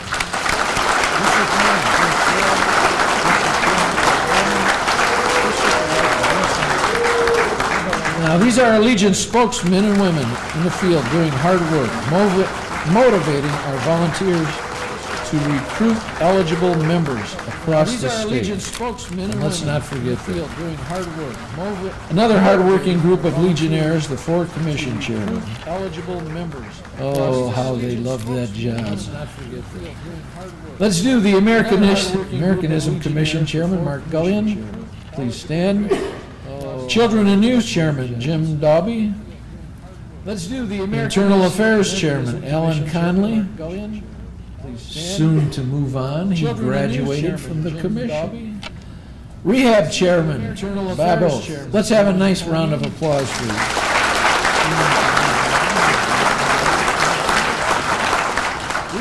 Thank you, guys. These blue cappers have a great responsibility in managing the committees under the respective commissions. They don't collect a paycheck, but boy, they sure should. They volunteer countless hours, and each of them are on the path to becoming a future department commander. Thank all of you for your dedication. Let's take a moment to recognize our current and past national organization leaders as well.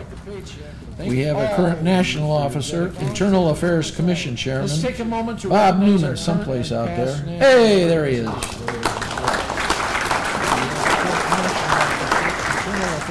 He told me today he even got dressed up in a brand new suit, so he looks really sharp. Past national officers, past national commander, Jim Couts.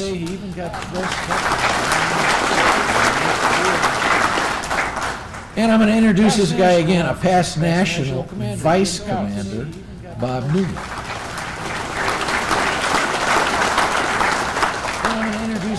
My old golfing buddy, past national treasurer, Weber LaGrange. He's probably on the golf course. Past national chaplain and continuing his service today in the department, Morris Kern. Past national sergeant at arms, Al Polito. And, yeah, he's out here. Past national historian Jim Holmes. Past national sergeant at arms. Yeah, he's out here. Past national historian Jim Holmes. Past national sergeant.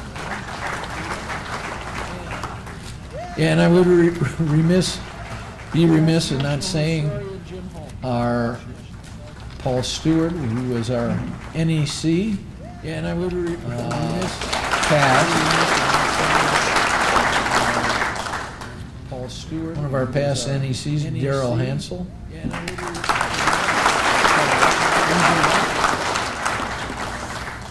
I almost forgot you guys, but I got it. Wait a minute, Thumper's here too, isn't he? Right here. I almost forgot you guys. Stand up, Mr. Thumper. Tom Henderson, past NEC.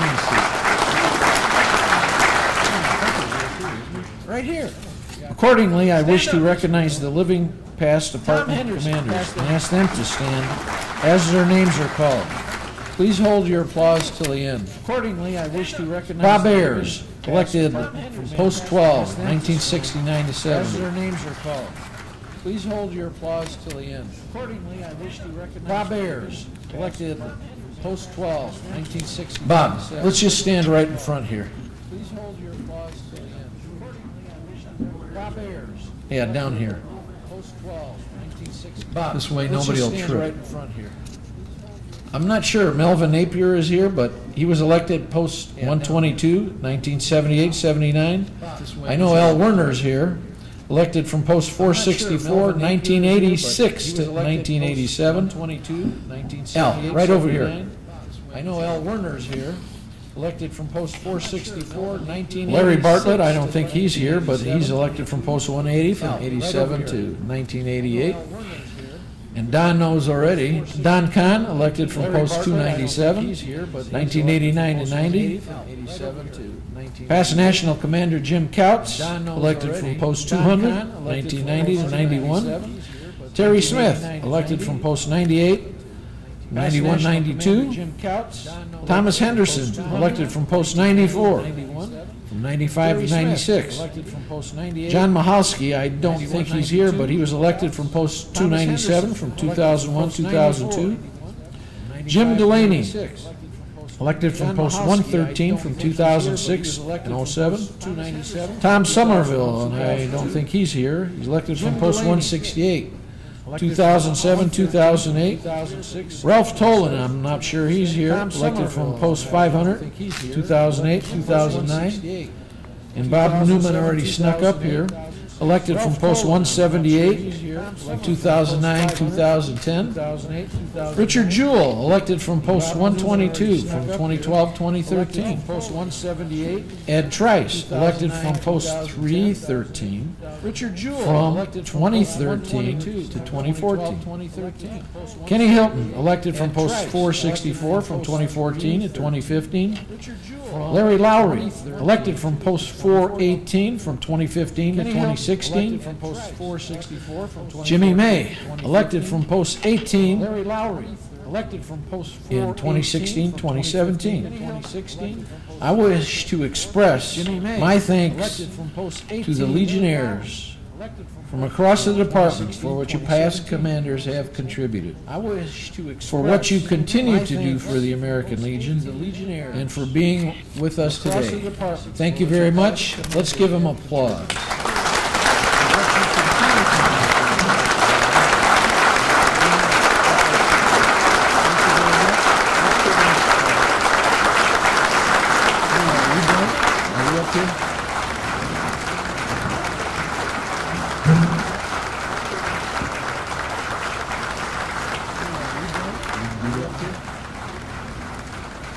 All right, Will. Henry, would you please join me out front? Thank you, sir. All right, Thanks, Will. Commander. Henry, would you please join This is the call of the convention. I'll make this as quick as possible. I have issued the following call for the 100th Annual Department Convention in compliance with the Constitution of the American Legion Department of Indiana and the action of the Department Executive Committee and the 100th Annual Convention of the American Legion Department of Indiana. It will be held in Indianapolis, Indiana, July 13, 14, 2018. Purpose. The convention is called for the purpose of, number 1, electing department officers for the ensuing year. Number 2, amending the department constitution and bylaws if necessary. Number 3, transacting of such other business as may be brought before the convention. District commanders for the 2018 and 19 years, delegates to the 2018 National Convention must be elected by the duly accredited state convention delegates at least 15 days prior to the state convention. This date was June 28, 2018. Representation. Representation of the department convention shall be by post. Each post shall be entitled to elect 1 delegate and 1 alternate for the first 10 members, 2 delegates and 2 alternates for the first 51 members, 3 delegates and 3 alternates for the for the 151 members, 4 delegates and 4 alternates for 251 members, and 1 delegate and 1 alternate for each additional 100 members whose department and national dues have been paid, and as shown on the books of the Department Adjutant by 2 p.m. June 13th, 2018. The delegate is a member of a post who has been elected by the post and certified by the Department Adjutant 15 days prior to the convening of the convention. Each post's maximum number of votes shall be equal to the number of delegates to which it is entitled. However, the post may cast only the number of votes equal to the number of delegates who are properly certified to the Department Adjutant. Such certification must be received by the Department Headquarters by 4:30 p.m. June 12, 2018. A post to be recognized as a post shall have 10 members whose dues have been paid to Department Headquarters. Rules and permanent organization. The 100th Annual Department Convention will be conducted in accordance with the rules and permanent organization approved by the Department Executive Committee in regular session assembled April 8, 2017, and may be amended by vote of the delegates at the convention. Commander, this concludes the call of the convention. April 8, 2017, and may be amended by vote of the delegates at the convention. That's a fast Commander, this concludes the call of the convention. Thanks, Will. I will now call on the Judge Advocate, Mr. Bumbleberg, for the report on the rules and credentials. Thanks, Will. I will now call on the Judge Advocate, Mr. Bumbleberg, for the report on the rules of the 100th Annual Department Convention are printed in your convention book at page 21. Those rules were approved by the Department Executive Committee in regular session assembled April 8, 2018, and are recommended by that committee for adoption by this convention. Mr. Commander, as a duly elected delegate, I move these rules be approved as they appear in the program by this convention. Mr. Commander, as a duly elected delegate, I move these rules. You have a second, Mr. Commander. Is the question called, please? There's a second out there? Yes. All right. All in favor of this motion signify by aye. Opposed? Ayes have it. Second out there? Thank you. All right. Our credentials report is as follows. Opposed? Ayes have it. The total posts in Indiana are 372. Posts which have certified themselves by appropriate paper and time, 296, and posts not certified, 76. Which have certified themselves by appropriate paper and time. The uncertified posts by district are as follows. District 1, 17, 54, 207, 232, 261, 279, 428, 430, and 454. There are no uncertified posts in the 2nd District. 279, 428. The 3rd District, 21, 27, 37, 50, 130, 143, 154, 161, 191, 303, 307, 365, 385, 400, 403, 484, and 505. There are no uncertified district posts in the 4th District. In the 5th District, 10, 12, 46, 53, 85, 87, 117, 138, 159, 160, 166, 177, 227, 310, 342, 408, 439, 469, 503, 555, and 608. There is one uncertified post in the 6th District, 208. In the 7th District, 273, 106, 121, 141, 225, 230, 256, 293, 398, 450, and 479. There are no uncertified posts in the 8th District. In the 9th District, 24, 132, 195, 234, and 292. In the 10th district, there are no uncertified posts. In the 11th district, 3, 4, 26, 34, 56, 153, 186, 220, 300, 355, and 497. 34, 56, 153. Mr. Commander, I move for the adoption of these reports. Do we have a second? 497. All in favor? Signify by aye. Opposed? Commander, I move for the Ayes have adoption it. of these reports. Thank you, sir. Mr. Commander, I would now move that all late certified delegates be allowed to register as approved by the Department Executive Committee. Thank you, sir. Mr. Commander, I would now move that all late certified delegates be allowed to register as approved by the Department Executive Committee. That concludes my reports. Mr. Commander, there was, though, the motion that I just made was seconded, and that needs to be called for a vote. They're uncertified delegates. The motion that I just made was seconded. Oh, that's right. Yes.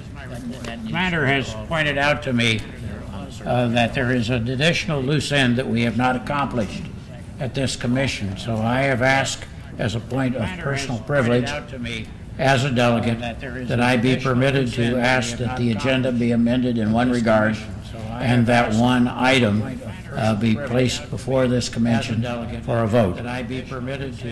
At our meetings so far at this convention, we have acknowledged that we are losing the finance officer who has served us in arguably 24 years in finance officer's position, Mr. Tony Riley.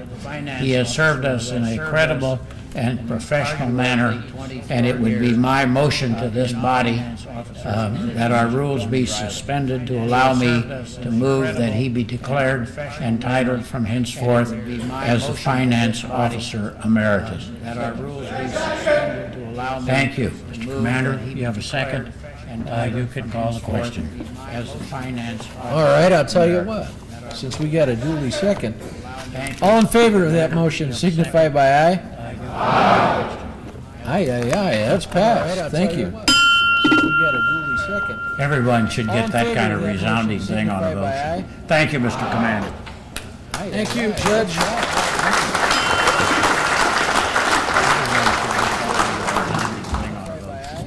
Okay, let's move right along. We have a few general announcements for you. First, please keep in mind that not only are all conversation sessions in this convention sessions in this room are non-smoking, but also that smoking is not allowed anywhere inside the Marriott, and that includes the courtyard.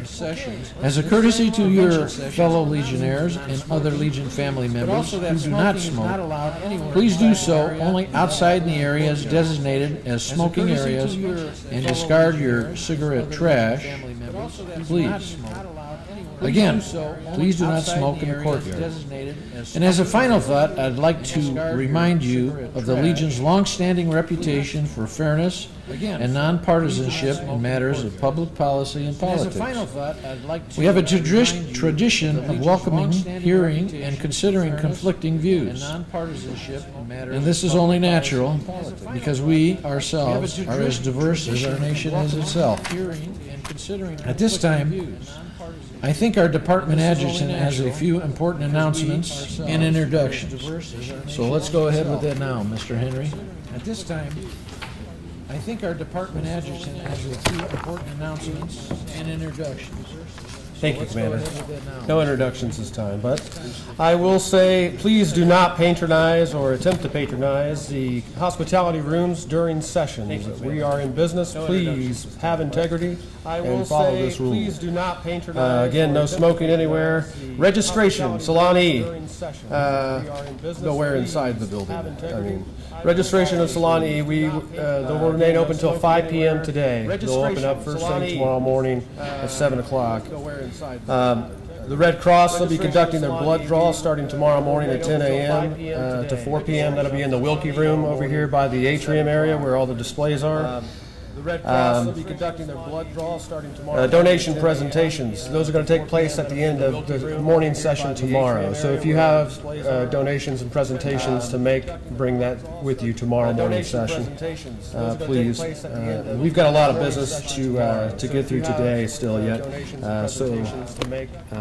Commander, that's all I have. Please. We've got a lot of business to get through today still yet.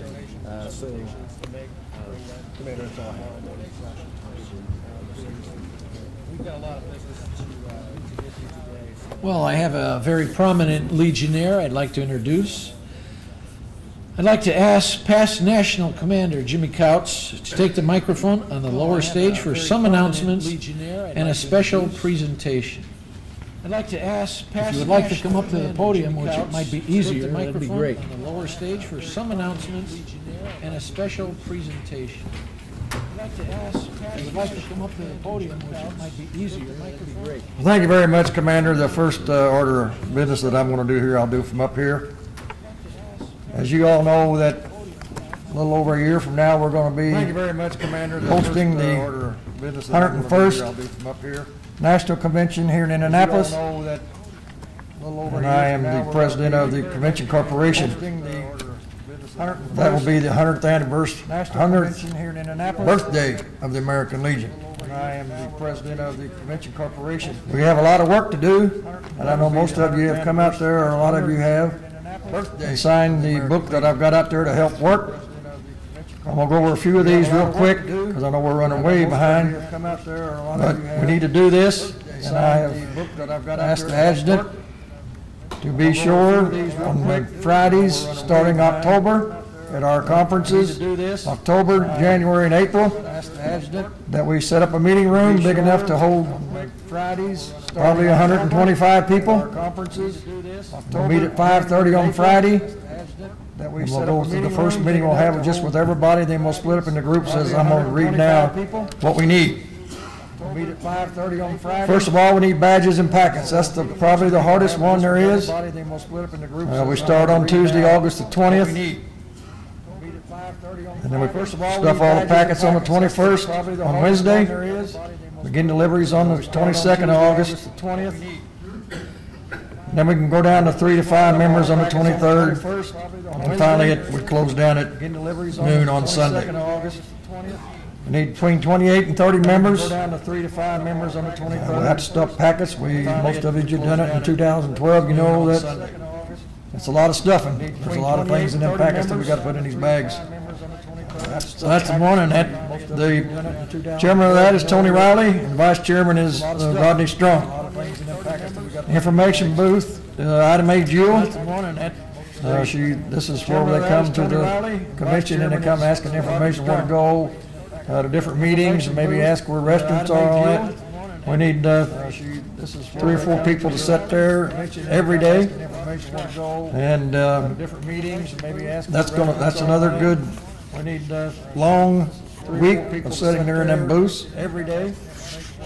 And National Distinguished Guest Committee, Steve Shore to be the chairman. That's another one that you hand out all the distinguished guests that come in, you give them their packets in a room, and they have refreshments in there for them when they come along.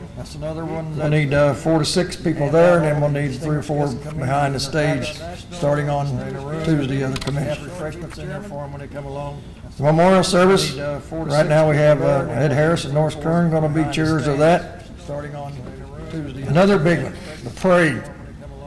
The parade next year, I'm going to have the theme of Welcome Home Vietnam Veterans.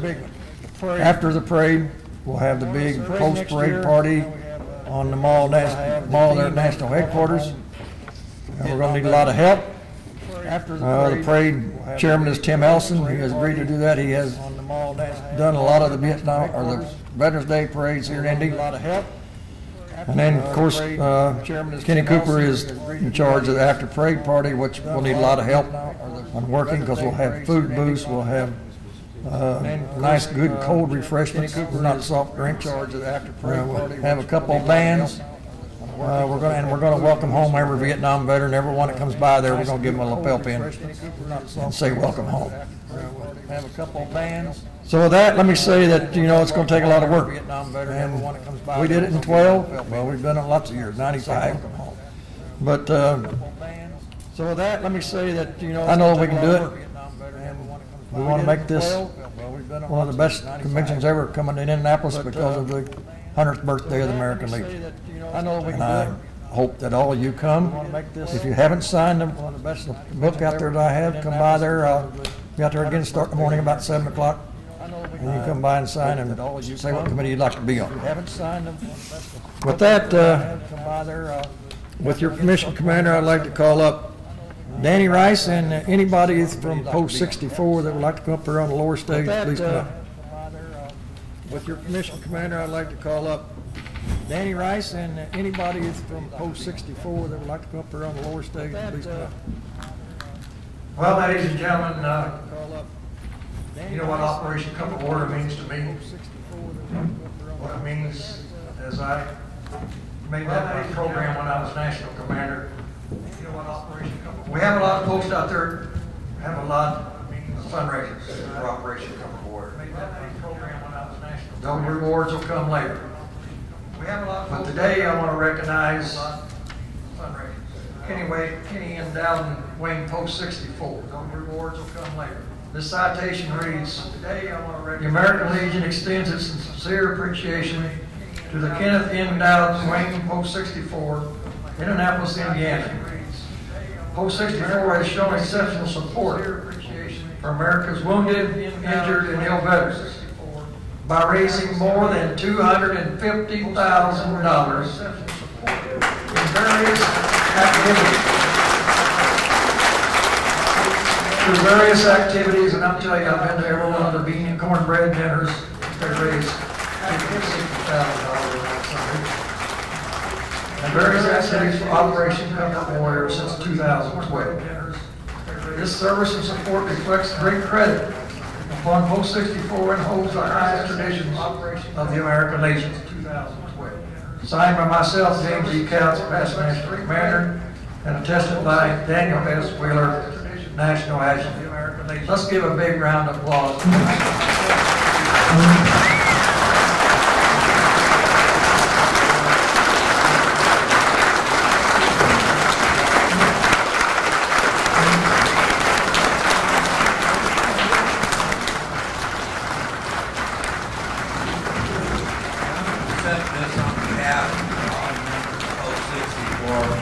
If you've ever been there, you know we got a lot of gambling fools. They like to gamble. And they like this project. They love this project. And so next year we're going to give them another big check. And I guess you just want me to wait until tomorrow to give you these other 2 checks. Got 2, though they're small ones. So, but on behalf of Post 64, thank you very much.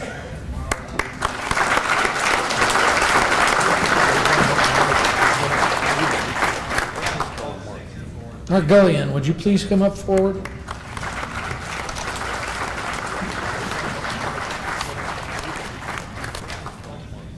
Argolian, would you please come up forward?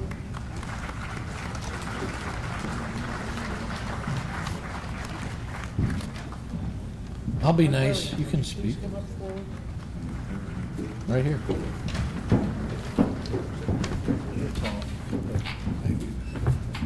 Thank you, Commander. As a representative of Speedway Post 500, unfortunately on May the 24th of this year, we lost our commander. He transferred to the Post Everlasting. John Hannon was a very hard working individual that really cared about the Speedway Post 500 and the American Legion. His family that's sitting out here asked in lieu of flowers that we donate to the Operation Comfort Warriors, and I would like to present a check of $1,450 on behalf of the John Hannon family.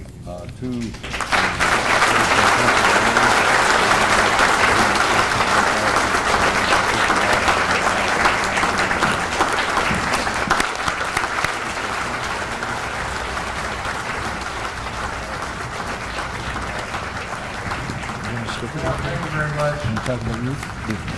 Wish the family would have came up here, but they know how I feel about Operation Come Warrior, and I know that's why Commander John, that's why they did it every year, was for Operation Come Warrior.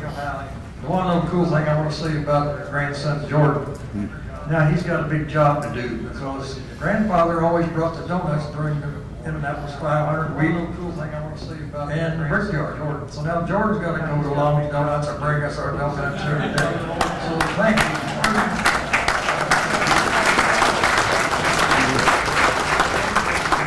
Anything else you'd like to say? All right, I'd like to thank PNC Jim Kotz for all he does, and he does one heck of a job. And while I still have this big guy behind me over here, I would just like for him to make some announcements about our newest program, the Indiana American Legion Youth Cadet Law Enforcement Program. Man, that's a long statement. But he'll be able to give you some good info.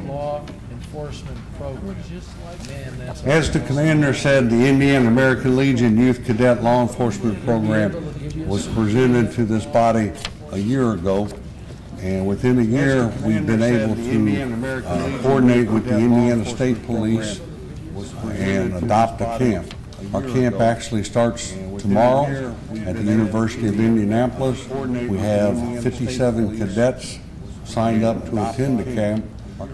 Everything will be taught, law enforcement, just like a mini police academy.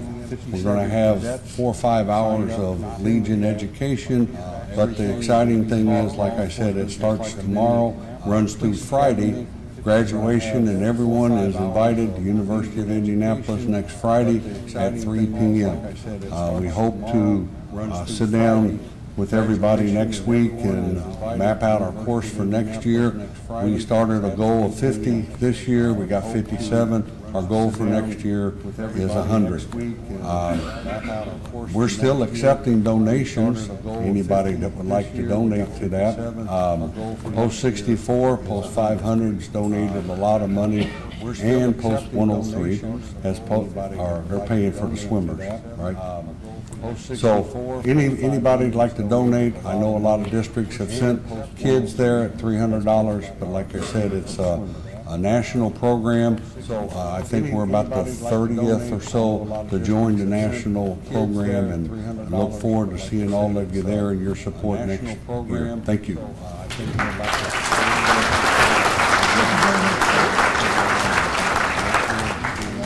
We look forward to seeing the positive influence this program will deliver to our Indiana youth. You and your team truly live up to our department mantra. We look forward to seeing the positive influence this program will deliver. I'd like to call at this point in time past Department Commander James B. May for some very special presentations. The 2018 Distinguished Service Award. Past Department Commander James Commander May for some very special presentations. The 2018 Distinguished Service Award. Thanks for stopping in today. Commander May. I'd like to see you. Some very special presentations. The 2018 Distinguished Service Award. Thanks for stopping in. Thank you, Commander Zigowicz. The Department of Indiana seeks to recognize those Legionnaires who have contributed significantly to the organization through their service to the American Legion and the state of Indiana.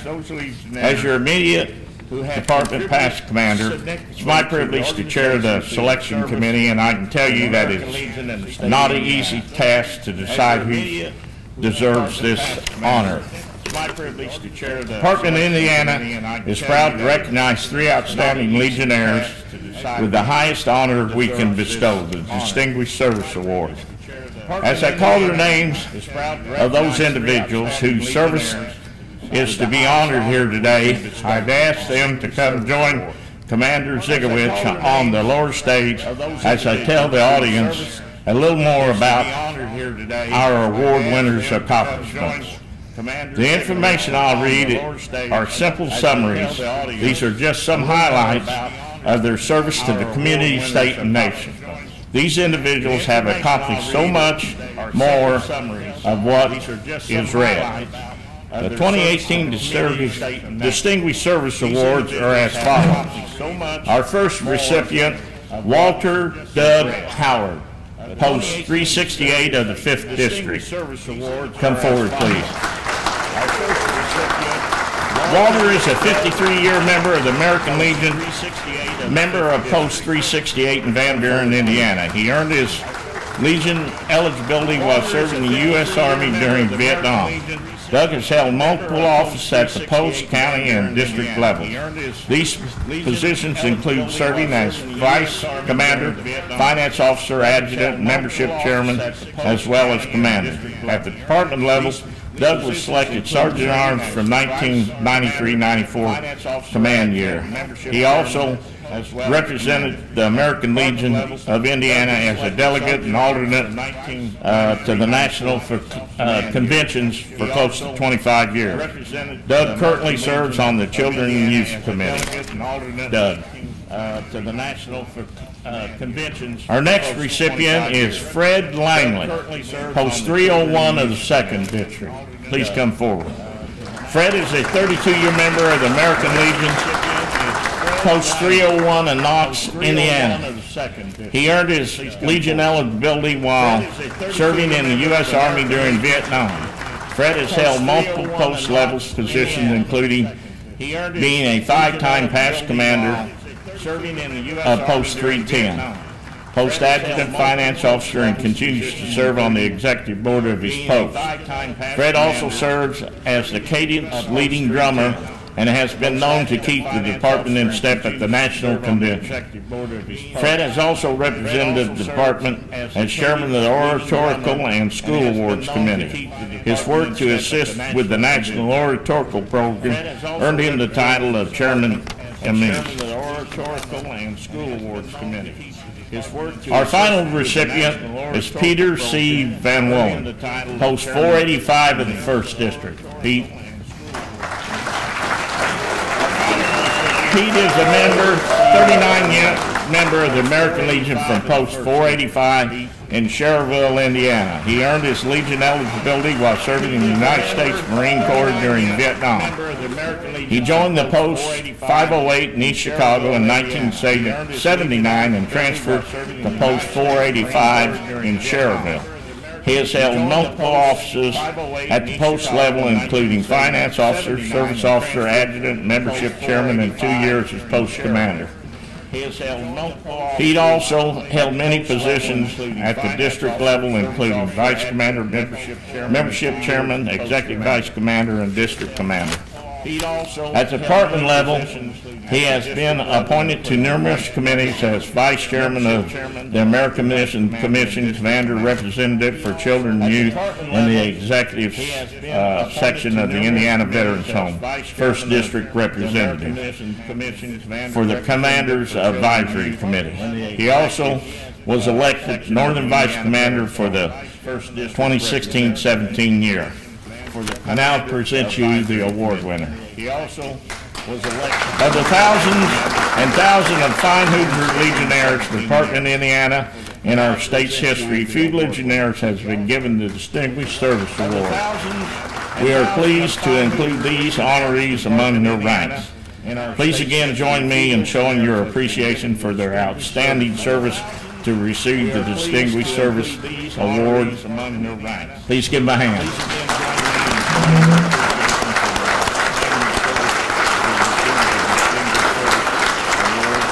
Thank you, gentlemen. Commander, this concludes my portion of the program. I want to thank the entire department for allowing me to chair this committee, and good luck to everyone in the next year. Thank you. I want to thank the entire department for allowing me to chair this committee, and good luck to everyone in the next year. Thank you. I want to thank the entire department for allowing me to chair this committee, and good luck to everyone in the next year. Is he still here? All right. The gentleman is sitting here smiling. We'll now have the initial report of the Resolution Screening Committee. Here to present the report is Chairman of our committee, sitting here smiling. Mr. Hugh Dagley.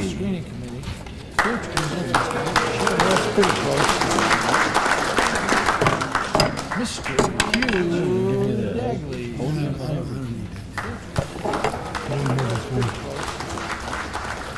Thank you, Mr. Commander. The Resolution Screening and Assignment Committee met at 2 o'clock Thursday, July 12th in Salon B at the Indianapolis Marriott Hotel. The meeting was called to order by the temporary chairman. Roll call revealed the following members present: Pete Van Worden, 1st District; Dave Heath, 2nd District; Phil Shea, 3rd District; Jay Hilliard, 4th District; Richie King Sr., 5th District; Michael Patrick, 6th District; Hugh Dagley, 7th District; James Couts, 8th District, representing Ron Hanger; Milton Howard, 9th District; Danny Rice, the 11th District; Jerry Jordan, representing the 10th District, was excused for medical reasons. On a nomination by James Couts, seconded by David Heath, Hugh Dagley was elected permanent chairman of the committee. 2 convention resolutions were presented to the committee for consideration.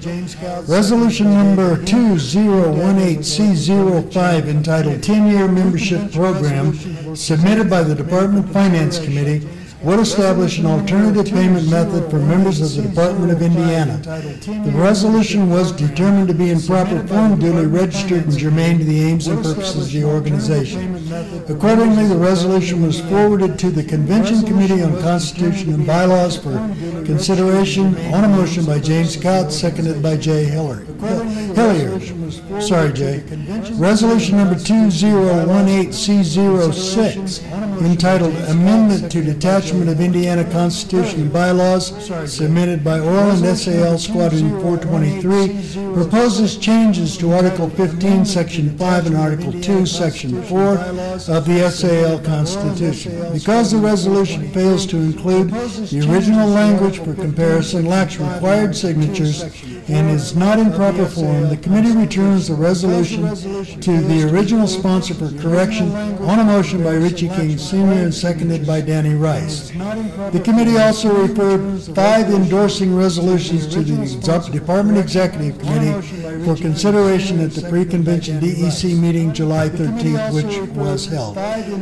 There being no further business to come before the committee, the meeting was adjourned at 2:40 p.m. Mr. Commander, that completes the report of the Resolution Screening and Assignment Committee. There being no further business to come before the committee, the meeting was adjourned at 2:40 p.m. Mr. Commander, that completes the report. He's still in practice, folks. Screening and Assignment Committee.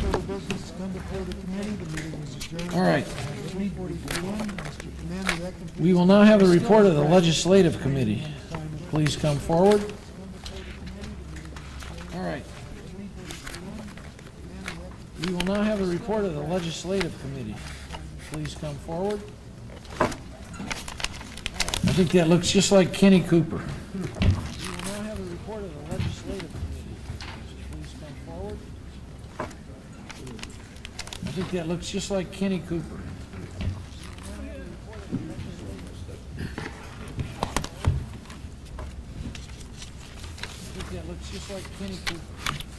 Report of the Convention Committee on 7/13/18, 100th Annual State Convention, the American Legion Department of Indiana, February, July 13, 2018. On 7/13/18, the Convention Committee on Legislation met at 9:30 Friday, July 13, 2018 in Salon 1 of the Indianapolis Marriott Hotel East. The meeting was opened in proper form by temporary chairman Ken Hilton.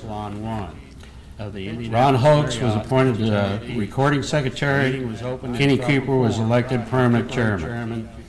There are 11 members present. Districts that not represented include none.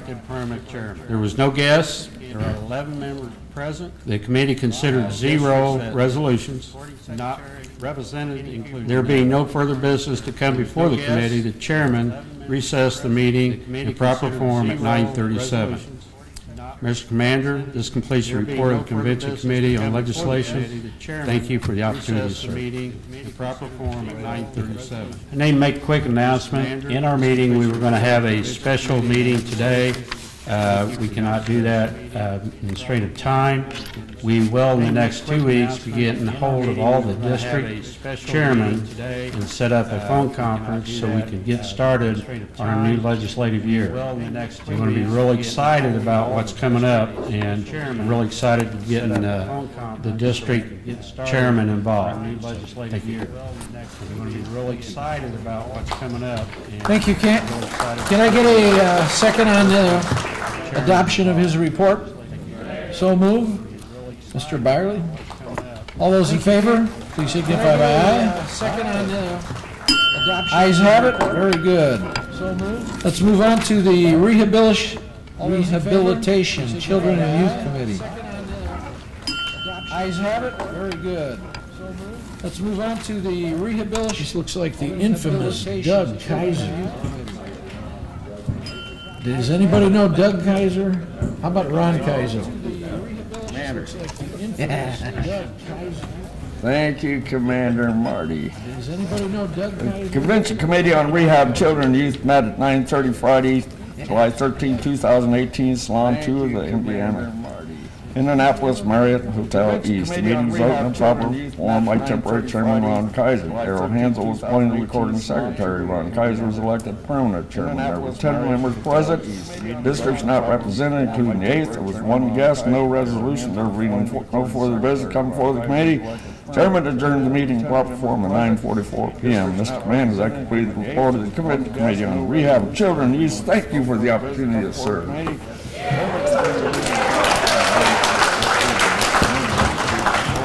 I'm trying to figure out what he said.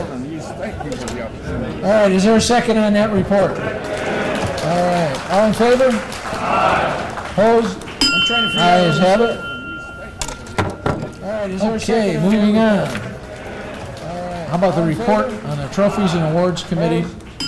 Ayes have it. All right, is there a second? Okay, moving on. Mr. Martin, are you going to be Santa Claus's Trophies and Awards Committee? Yes. Ayes have it. Mr. Martin, are you going to be Santa Claus's Trophies and Awards Committee? Yes. Thank you for coming. Mr. Martin, are you going to be Santa Claus's Trophies and Awards Committee? Yes.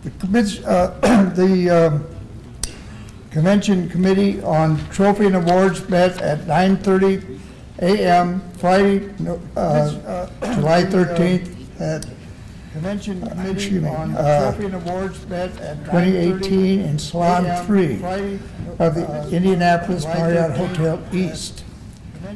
The meeting was open in proper form by temporary chairman Charles Martin. Mary York was appointed recording secretary. By temporary Charles Martin was elected permanent. Mary York chairman was appointed. There were 10 members present. Districts not represented included District 7. There were no guests. The committee considered 0 resolutions. There being no further business to come before the committee. The chairman recessed the meeting in proper form at 9:45 a.m. Mr. Commander, that completes the report of this convention on trophies and awards. Thank you. Mr. Commander, that completes the report of this convention on trophies. Yes, sir. All right, Charlie, thank you very much. Do we have a motion to accept Charlie's report? Yes, sir. All right, Charlie, thank you. All in favor of that motion, signify by aye. Ayes have it. Good. Moving on. Next one in line. This is the chairman of the Americanism Committee. Please come forward. Moving on. Next one in line. This is your Johnny on the spot. Americanism Committee. Please come forward. Move this forward. Next one in line. Yes, sir. So you're Johnny on the spot. The Americanism Committee met this morning at 9:30 local time in Salon C at the Marriott East. Our meeting was open in proper form. Had a roll call of our districts. All districts were present or represented.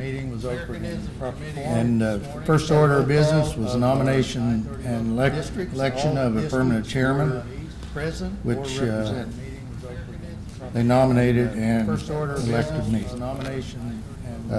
Election of a permanent chairman. I move to have adoption of report without resolution. No resolutions were presented.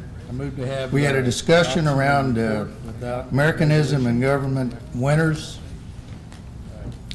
receiving a monetary award instead of scholarship award. That's something that we've discussed a couple of times in our committee. And it's something we're going to hopefully resolve at the fall conference. We also discussed a person going in the military getting a monetary award instead of a scholarship. And that's another thing that we're going to be looking at our fall conference. With no other business become before the committee, and that's another thing that we're going to be looking at. Our meeting was recessed, subject to recall. And Commander, that is my report. For the committee, the meeting was recessed, subject to recall. Commander, all right, can I have a motion on the floor to accept Mr. Honecker's report? We got a second? We don't need a motion. Since we got a good second, can I have a motion? All in favor? To accept Mr. Honecker's report? Ayes have it. We got a second. Moving on to Constitution and Bylaws Committee. Opposed? Ayes have it. Mr. Paul Stewart. Constitution and Bylaws Committee. Thank you, Commander. The Convention Committee on Constitution and Bylaws met at 9:30 a.m. Friday, July 13, 2018, in Salon D of the Indianapolis Marriot Hotel East. The meeting was opened in proper form by temporary Chairman Paul Stewart. Gina Owens was appointed recording secretary, and Paul Stewart was elected permanent chairman. There were 10 members present, 1 district not represented. The 6th, there was 1 guest. The committee considered 1 resolution. The resolution is number 2018-C05, entitled 10-Year Membership Program, which was approved as amended. And I would like to permission to read that resolution. All right. Which was approved. Whereas the American Legion is a federally chartered membership organization operating under the tax-exempt privilege accorded all veterans organizations in accordance with Internal Revenue Code, Section 501C19. Whereas the American Legion Department of Indiana and its affiliated posts depend in large measure on the receipt of revenues generated by the payment of annual membership dues and the voluntary contributions of members to the organization's programs and activities. And whereas more than 25 years of consistently declining membership has reduced by more than 50% the total number of members, thereby reducing revenue streams below acceptable levels. And whereas a significant percentage of members leaving the organization consists of once active members who, for reasons of age, illness, loss, or reduction of income, or other uncontrollable factors, cease to pay dues and contribute. And whereas the American Legion Department of Indiana expends significant resources in each year in efforts to renew and retain its current members, despite which department-wide membership continues to decline by more than 3,500 members per year. Whereas National and Department of American Legion Constitution authorize payment of dues annually or for life only. Now therefore be it resolved that the 100th Annual Convention of the American Legion Department of Indiana in regular session convened Friday, April 13, 2018 in Indianapolis, Indiana, does authorize and permit the Department of Indiana to establish a dues discount program based on a one-time payment of $350 for 10 years continuous membership, provided that participation is purely voluntary. participating posts agreed to honor discounted payments. Payment is held in a restricted reserve interest-bearing account managed by the department's professional investment advisors. Periodic annual withdrawals from the interest-bearing account are made and deposited to the post membership accounts of all participating posts on behalf of those posts participating members. The periodic withdrawal will be calculated to include an additional $5 payment to be retained by the participating post. Participating post issues and submit the 3-part membership card in accordance with current practice using the transferred interest income credited to their accounts for payment of the department and national per capita. Post receiving a written report of the members whose department and national per capita have been paid and advised to issue the 3-part card according to current practices. The discount program is fully self-funded. Participating posts agree to absorb future dues increases imposed by the department or national organization in order to assure continued payment of the state and national per capita. And be it further resolved that the department commander, department membership chairman, and one member of the department finance committee be and are hereby directed to oversee the development of the program, set guidelines for conduct and control of the program, assure compliance with all national mandates and controls, and assure the widest possible dissemination and promotion among the posts, and the department adjutant be and is hereby directed to provide all necessary staff support for the successful launch and conduct of the program. And be it finally resolved that the progress and status of the program be reported to the department executive committee annually at its regular session last convened prior to the annual close of books. Mr. Commander, I move for the adoption of this resolution as amended. Good job. Mr. Commander. You got a second out there. All in favor of that motion, signify by aye. All right. Ayes have it, passed. You got a second out there. All in favor of that motion, signify by aye. There being no further business come before the committee, the chairman Ayes have it, passed. recess subject to recall of the committee at 9:58 a.m. And Mr. Commander, thank you very much for allowing me to serve. Recess subject to recall of you're welcome. Committee at 9:58 a.m. And Mr. Commander, thank you very much for allowing me to serve. Recess subject to recall of you're welcome. Committee at 9:58 a.m. Mr. Commander, thank you very much for allowing me to serve. Recess subject to recall.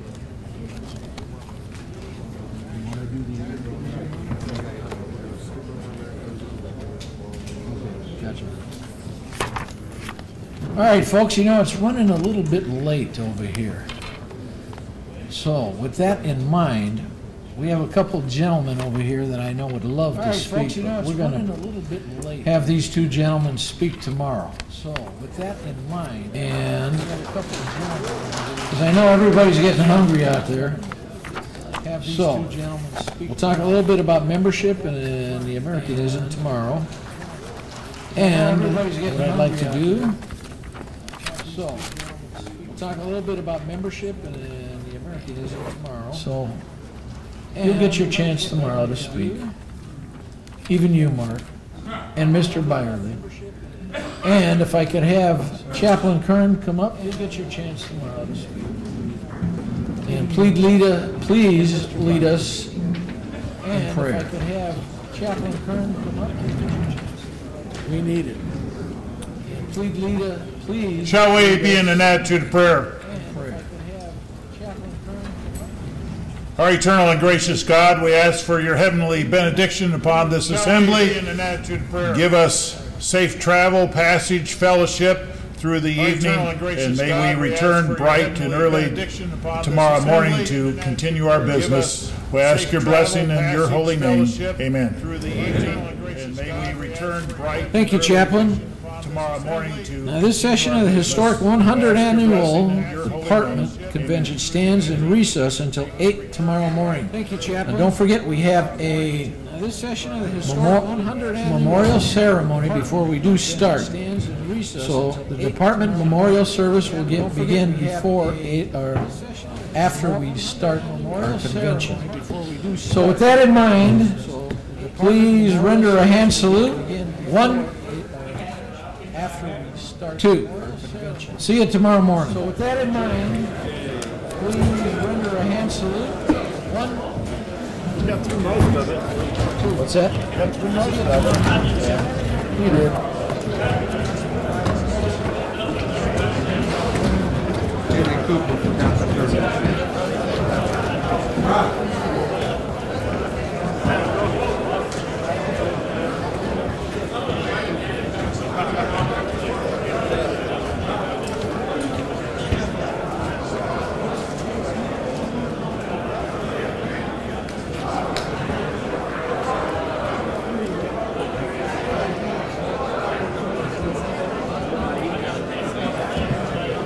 Well, you got a radio on the floor.